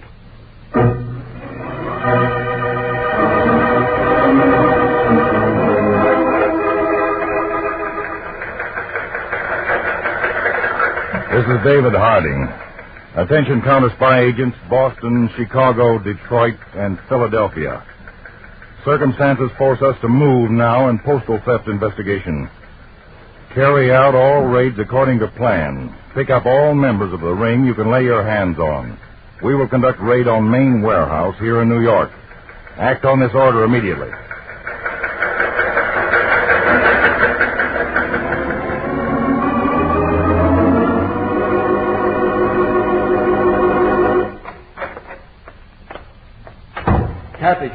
Kathy.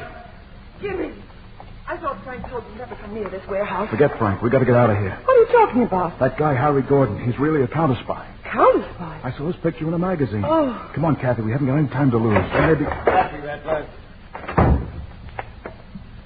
Oh. Nick. What goes, Kathy? Counterspies. Jimmy says they're onto us. What?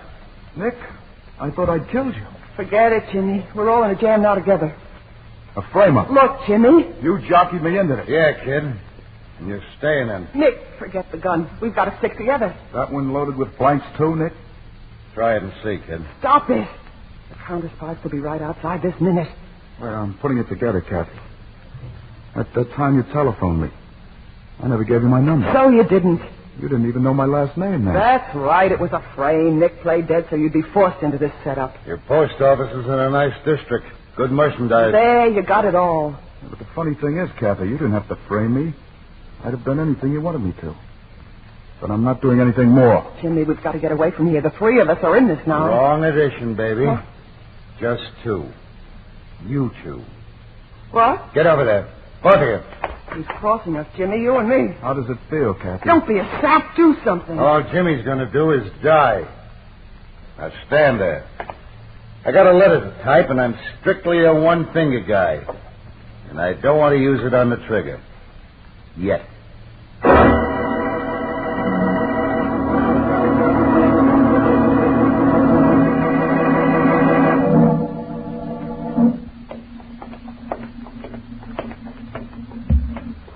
All of our agents stay count around the warehouse, Peter? Yes, Dave, and we're in luck.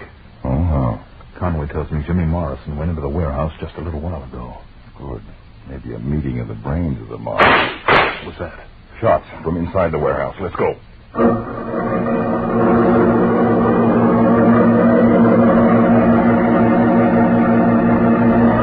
You men cover the main floor of the warehouse. Peters and I'll take the office upstairs.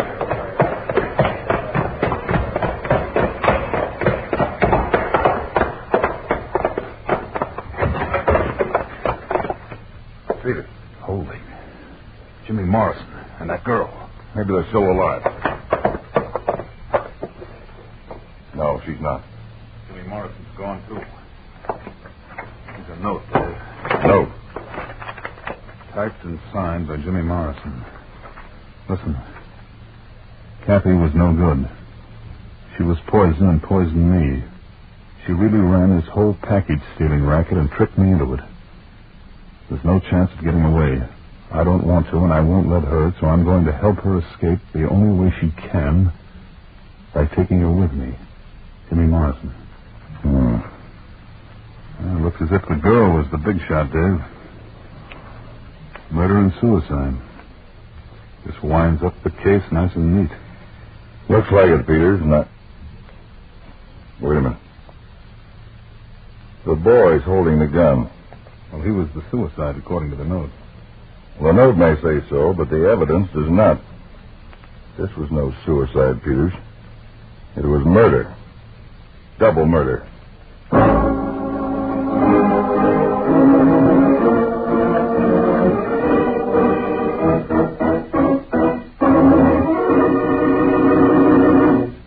Back to David Harding in a moment.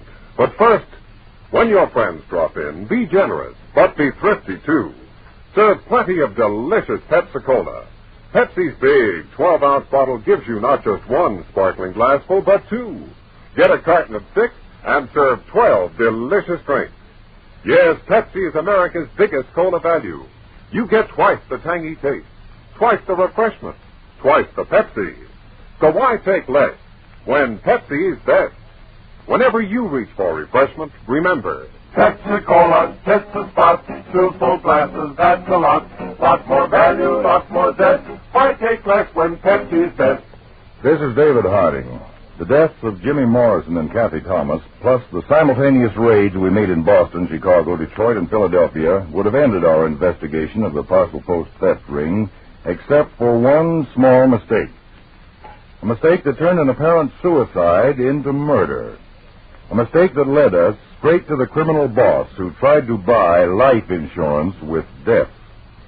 For the exciting conclusion of this case, I invite you to listen Thursday night. Case of the Postal Pirates, File 2 on Counterspy.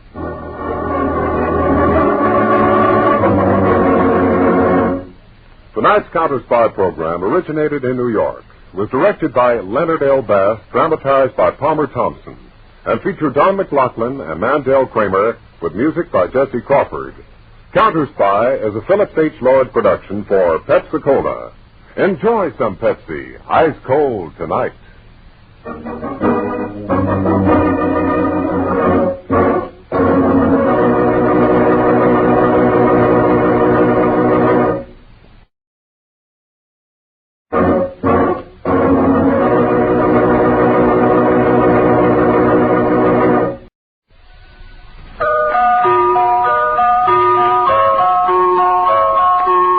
Pepsi-Cola, P-E-P-S-I, that's your smartest cola buy.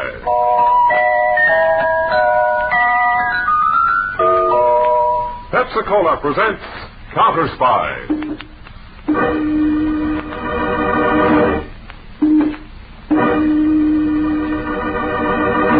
Washington calling David Harding, Counterspy. Washington calling David Harding, Counterspy. Harding, Counterspy. Calling Washington.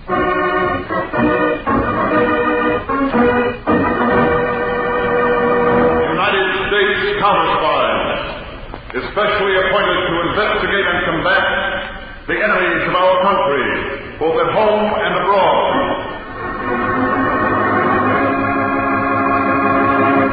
Tonight, more in the case of the Postal Pirates. Another Counterspy report to the American people. brought to you each Tuesday and Thursday by Pepsi-Cola. Pepsi-Cola hits the spot. 2 full glasses, that's a lot. That's right, you heard what they said. 2 full glasses of sparkling Pepsi from one big 12-ounce bottle.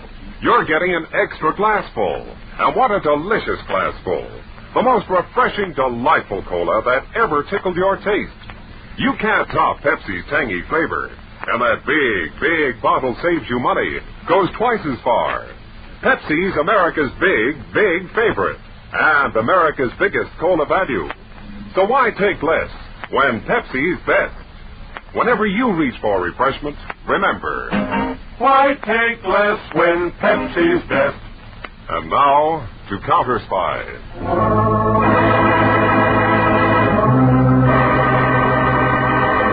For weeks, David Harding has been on the trail of $1 million syndicate of thieves stealing packages from post offices in a number of eastern cities.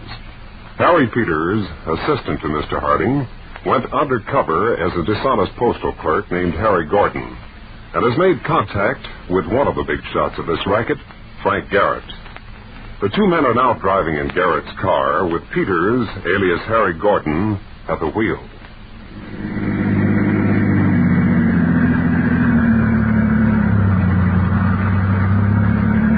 Okay, Harry, stay on the West Side Highway now. Slow car. Handles nice. Yeah, I know. I like to drive, except in city traffic. That why you wanted me to take the wheel? One reason. And the other?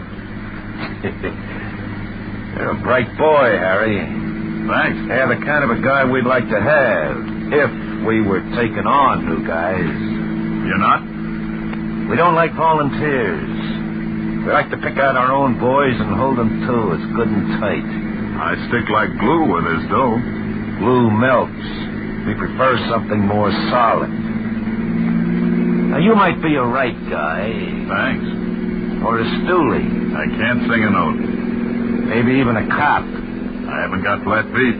Maybe, but we never take chances. Hey, slow down, will you? You're going too fast. I like speed. Now, don't get cute and try to get a cop on our tail. A lot of power in this motor. Slow down, I'll blast your head off. I thought you'd show a rod sooner or later. Okay, I showed it. Now, slow down. What for? Right now, this is the safest way I can drive. You crazy fool, look out!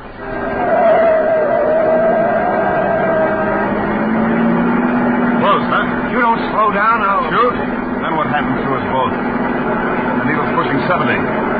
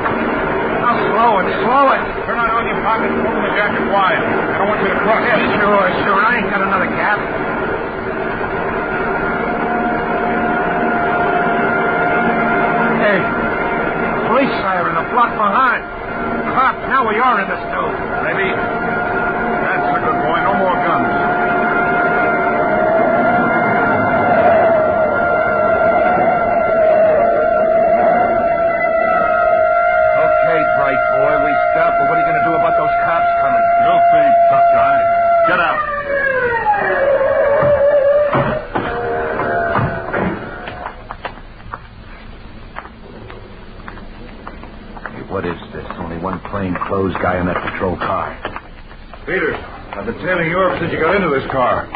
What a race you stayed. He pulled a gun on me, Chief. The only way I could make him drop it was to speed up. Chief? Who are you guys? Counterspies. Sorry it turned out this way, Mr. Harding. It practically tips our hand. Well, I'd rather have our hand tipped than you dead. But come on, we're in a hurry. What about Garrett here? We'll turn him over to one of the other cars. Let's get going.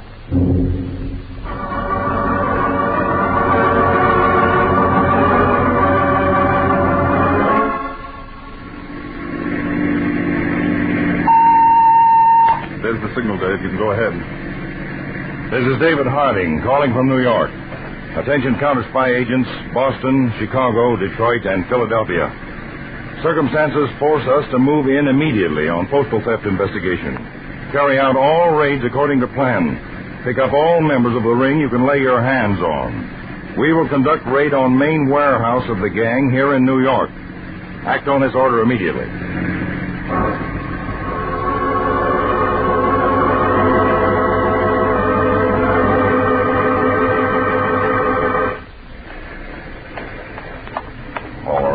Staked out around the warehouse, Peter? Yes, David, we're in luck. Oh, how? Conway tells me that Jimmy Morrison, the crooked postal clerk I've been keeping tabs on, went into the warehouse just a while ago. Good. Maybe a meeting of the brains of... What was that? Shots from inside the warehouse. Let's go.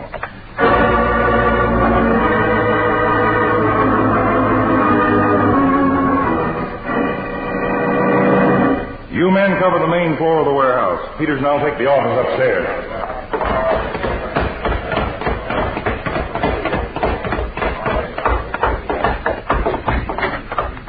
Peter. Look at that. Holy. Jimmy Morrison and that girl. Maybe they're still alive. No. She's not. Jimmy Morrison's gone, too. Here's a note. Note. Signed by Jimmy Morrison. Listen, Kathy was no good. She was poison and poisoned me. She ran this whole package stealing racket and tricked me into it. There's no chance of getting away.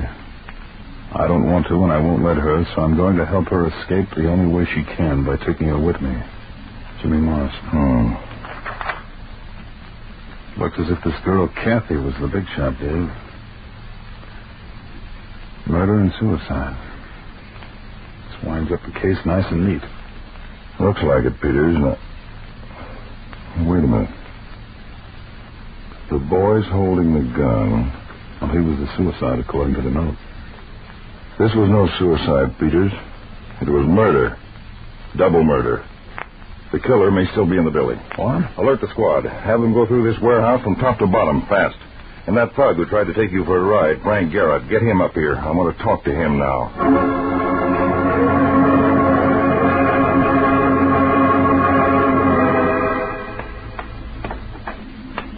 Come on, Garrett. You can climb stairs faster than that. Okay, copper, don't shove. Keep moving. Yeah, sure. All right, Peters. I'll take care of Garrett. You take charge of the rest of the squad. Report to me on what you find. Right, Dave. What's this all about, Mr. Harding? You wouldn't know? No. Okay, let's go into this office. Maybe we can find the answer in there. Start moving, Garrett.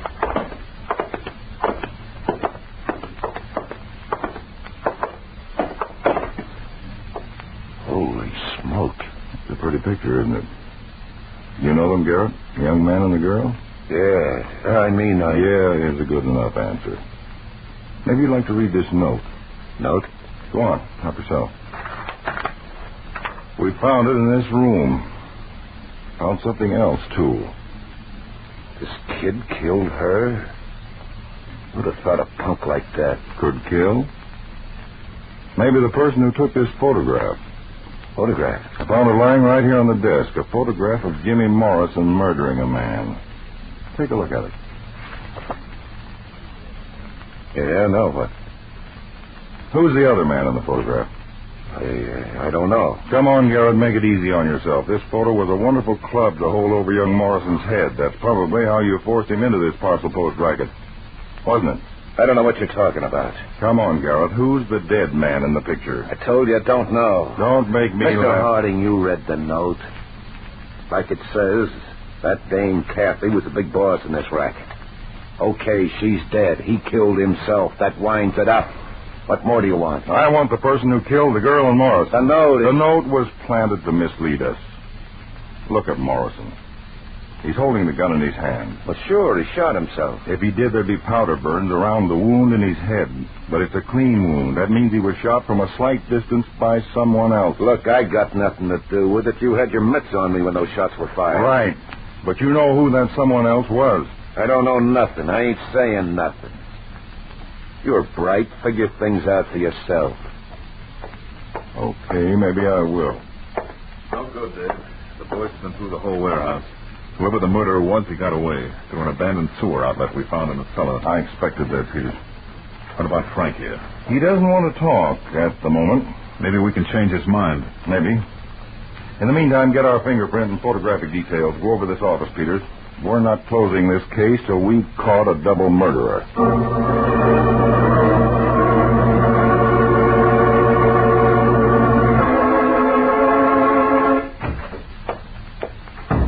Dave, the report on that picture of Jimmy Morrison shooting a man just came in from Washington. Any result, Peters? Yes.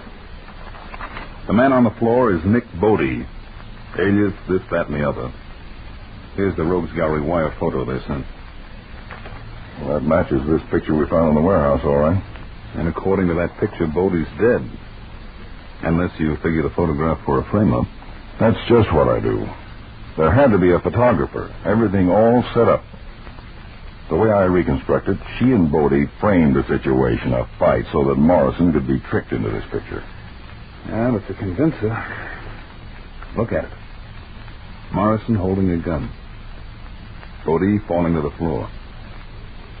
Bodie might really be dead. That's possible, but this picture was too easy for us to find, too convenient, right in the top drawer of the desk. You think he wanted us to look for a dead body instead of a live one? Yes. And far from being a murder victim, he's a double murderer. Send for Frank Garrett. We'll have another crack at questioning him about Nick. If he still won't talk, maybe we can use him as bait for our two-time killer.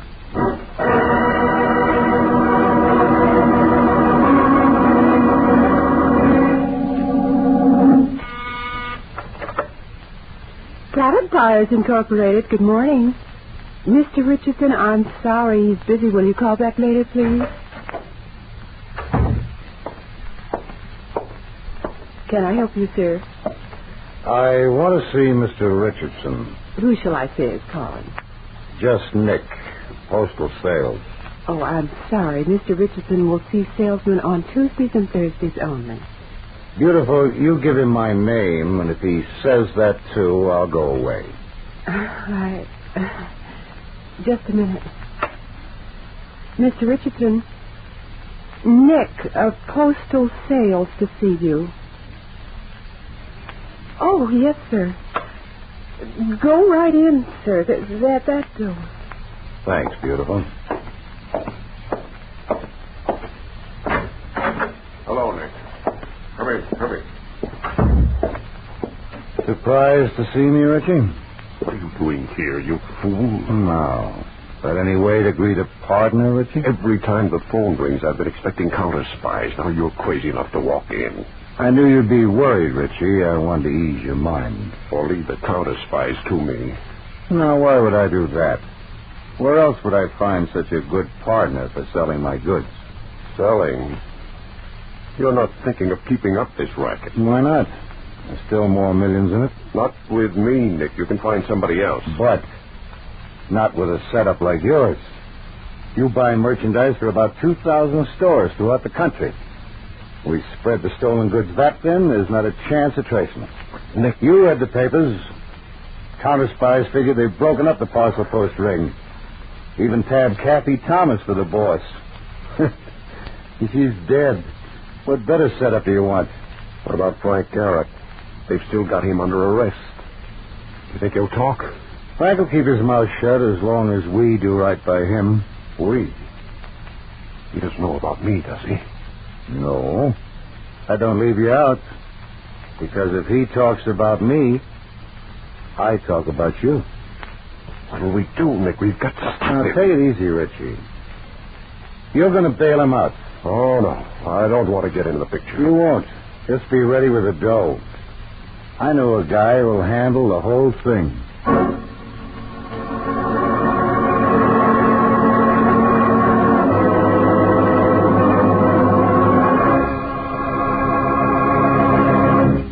In just a moment, we'll return to Counterspy.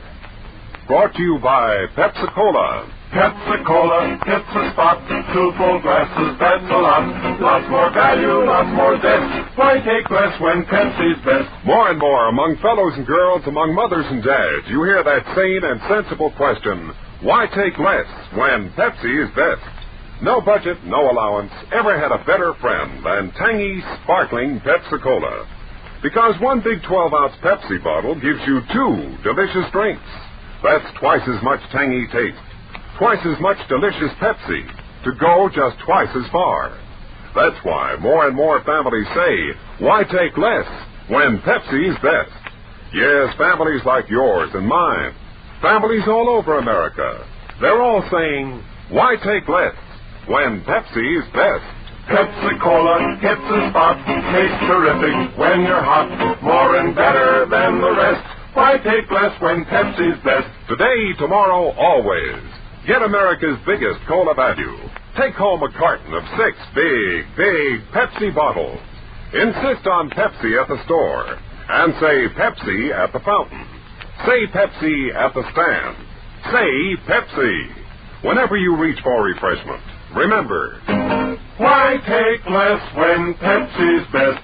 And now, back to Counterspy.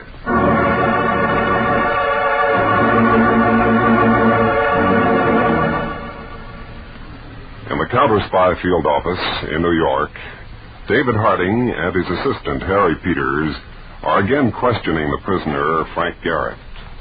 Now, Garrett, I showed you this photograph once before. Yeah. It shows Morrison, gun in hand, standing beside a man's body on the floor. Yeah, I see. We know now that the man on the floor is or was named Nick Bodie. You know him? No. You know if he was head of the parcel post racket? See who that is, Peters. All right.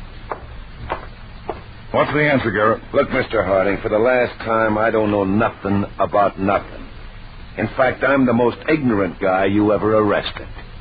So why don't you call it quits and let me go back to my cell? You won't have to, Garrett.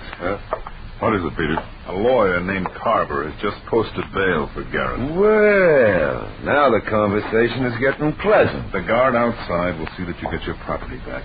Go on, beat it. So long, boys. All the cocky. You better get that, Peters. His being bailed out is even better than our letting him go. I just hate to take that from a guy like him. Remember I thought we might use him as a decoy for Nick Bodie? This is our chance. I'll assign an agent to tail him right away there. Well, Peters, put on the newest man we've got in the New York office. Well, Garrett's no dope. It'll take an old hand to tail him. It'll take even more than one. I'll get some new agent out right away. And then bring the 4 best men in here to me for special instructions. I want to make sure Garrett thinks he's free to go where he wants.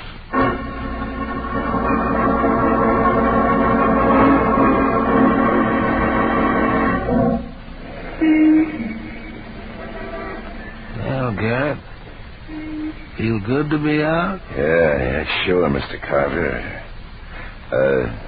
You got anything else to say? They'll put a tail on you. Tell me something I don't know. Like, who gave you the money to put up my bail? Look, call Paradise 23416 between 10 and 10:30 tonight. It's a lunch counter. Don't ask for anyone. If the right man answers, your name will be the first thing he says.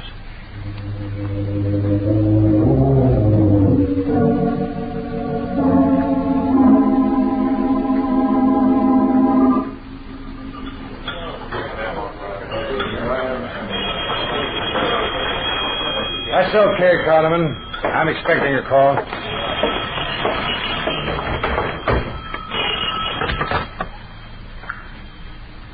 Frank Garrett?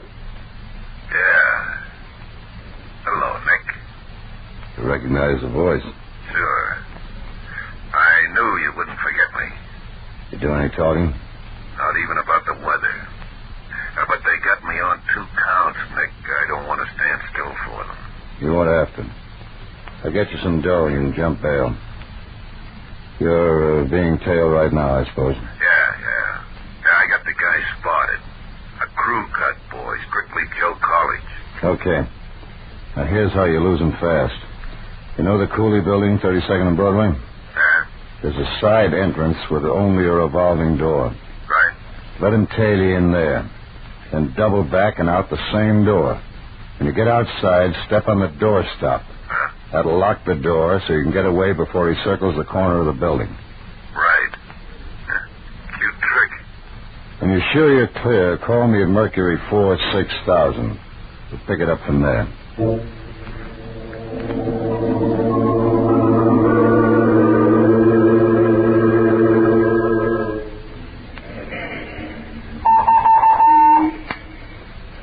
Harding to Peters.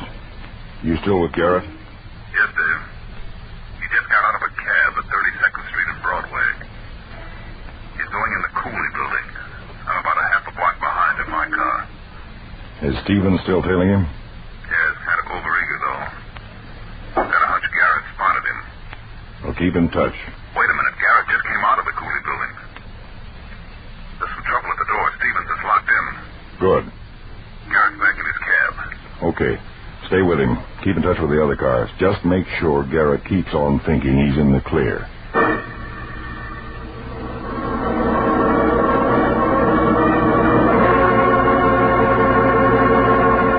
Nick, you shouldn't have told Frank Garrett to call here. This is my office. I've got my reasons, Richie. I'll get it. Hello? Listen, Frank. Remember Barney's Tavern? Drop in there for a drink. I'll be there. No, don't talk to me in the tavern. If it looks clear, I'll get up and walk out to the parking lot around the corner, where they rent cars. I'll have one rented. We'll settle things while we drive. Right. Okay, Richie. You happy now? Oh, for goodness sakes, get out of here. Not without you, Richie. Where I sit, you're too comfortable. Too nice and clean. What do you mean? I'm the only guy who can tie you up in this racket. Something happens to me, you're in the clear. Look, Nick. Besides, there's no reason you couldn't walk out on me. Then I'm out on a limb. I wouldn't do that, Nick. Maybe not. But I believe in insurance, partnership insurance. I'm going to take some out on you. Frank Garrett's help.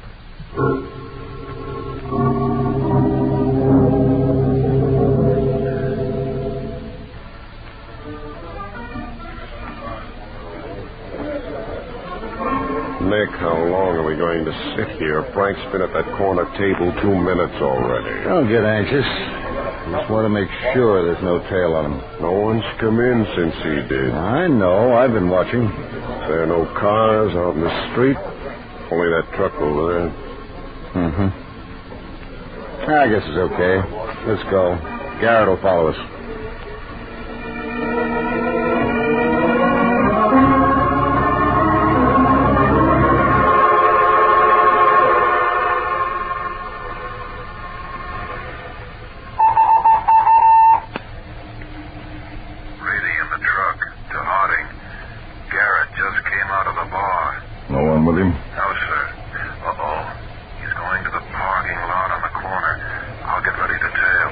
Peters, how far are you from Brady? The next block, Mr. Harding.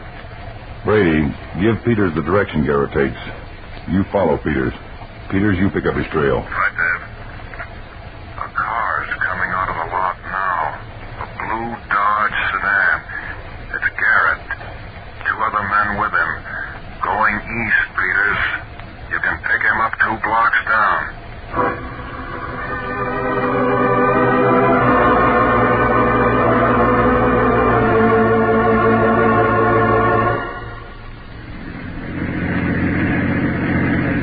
Okay, Nick, what's the pitch? Who's this guy? Relax, Frank. We need a chauffeur. Don't be cute. Who is he? I'll tell you, Frank.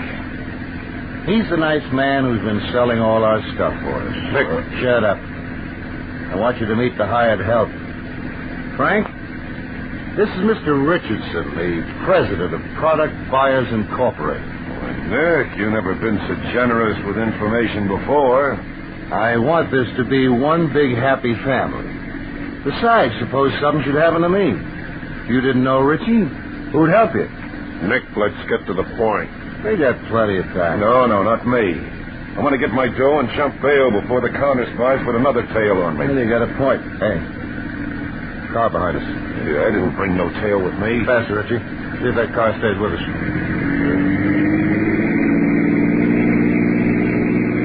Okay. Turn off. There's a dirt road up ahead at your left. Turn in there, Richie. All right. Anything else behind us, Frank? Just the laundry truck. Let him pass us, Richie.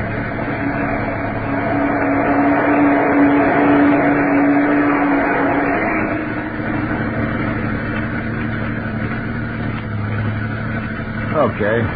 Turn in.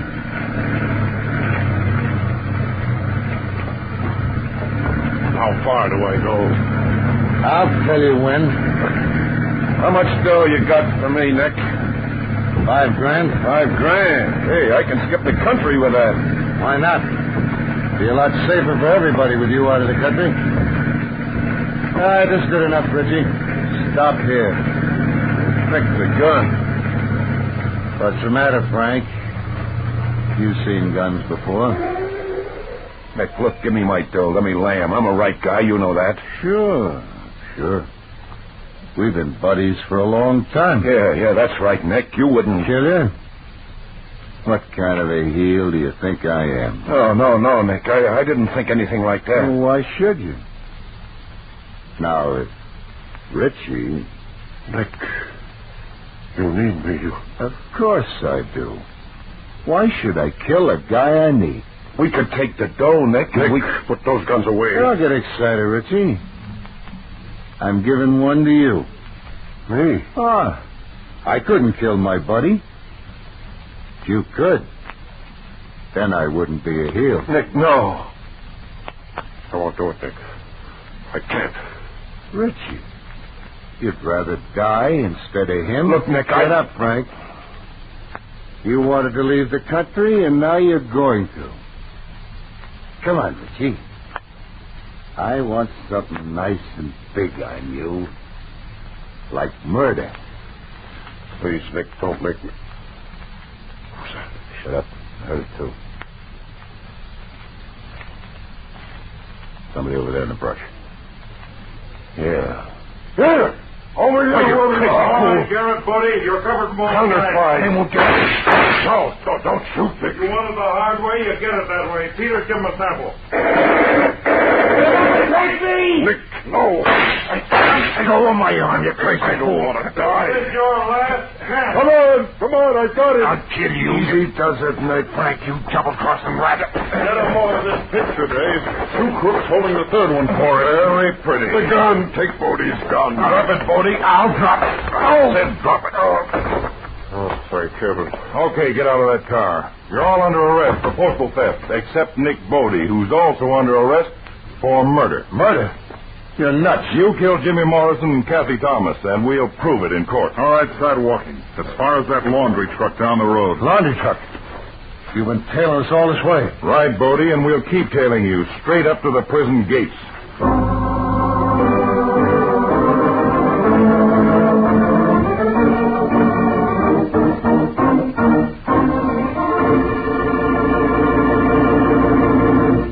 When your friends drop in, be generous, but be thrifty, too.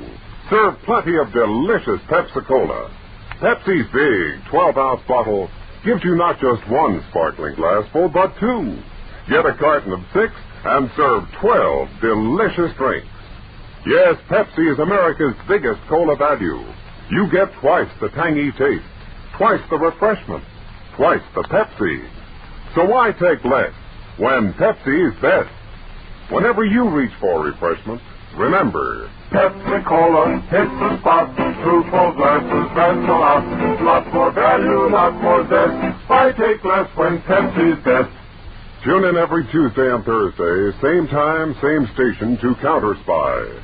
Listen next Tuesday for the exciting Counterspy case of the visiting vultures.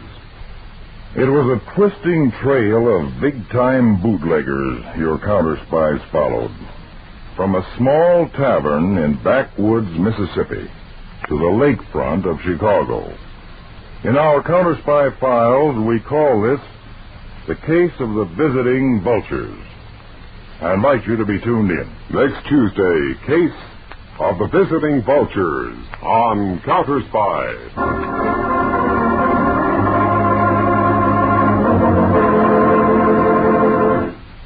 Tonight's Counterspy program, in part transcribed, originated in New York, was directed by William M. Sweets, dramatized by Palmer Thompson, and featured Don McLaughlin and Mandel Kramer, with music by Jesse Crawford. Counterspy is a Phillips H. Lord production for Pepsi-Cola. Enjoy some Pepsi ice cold tonight.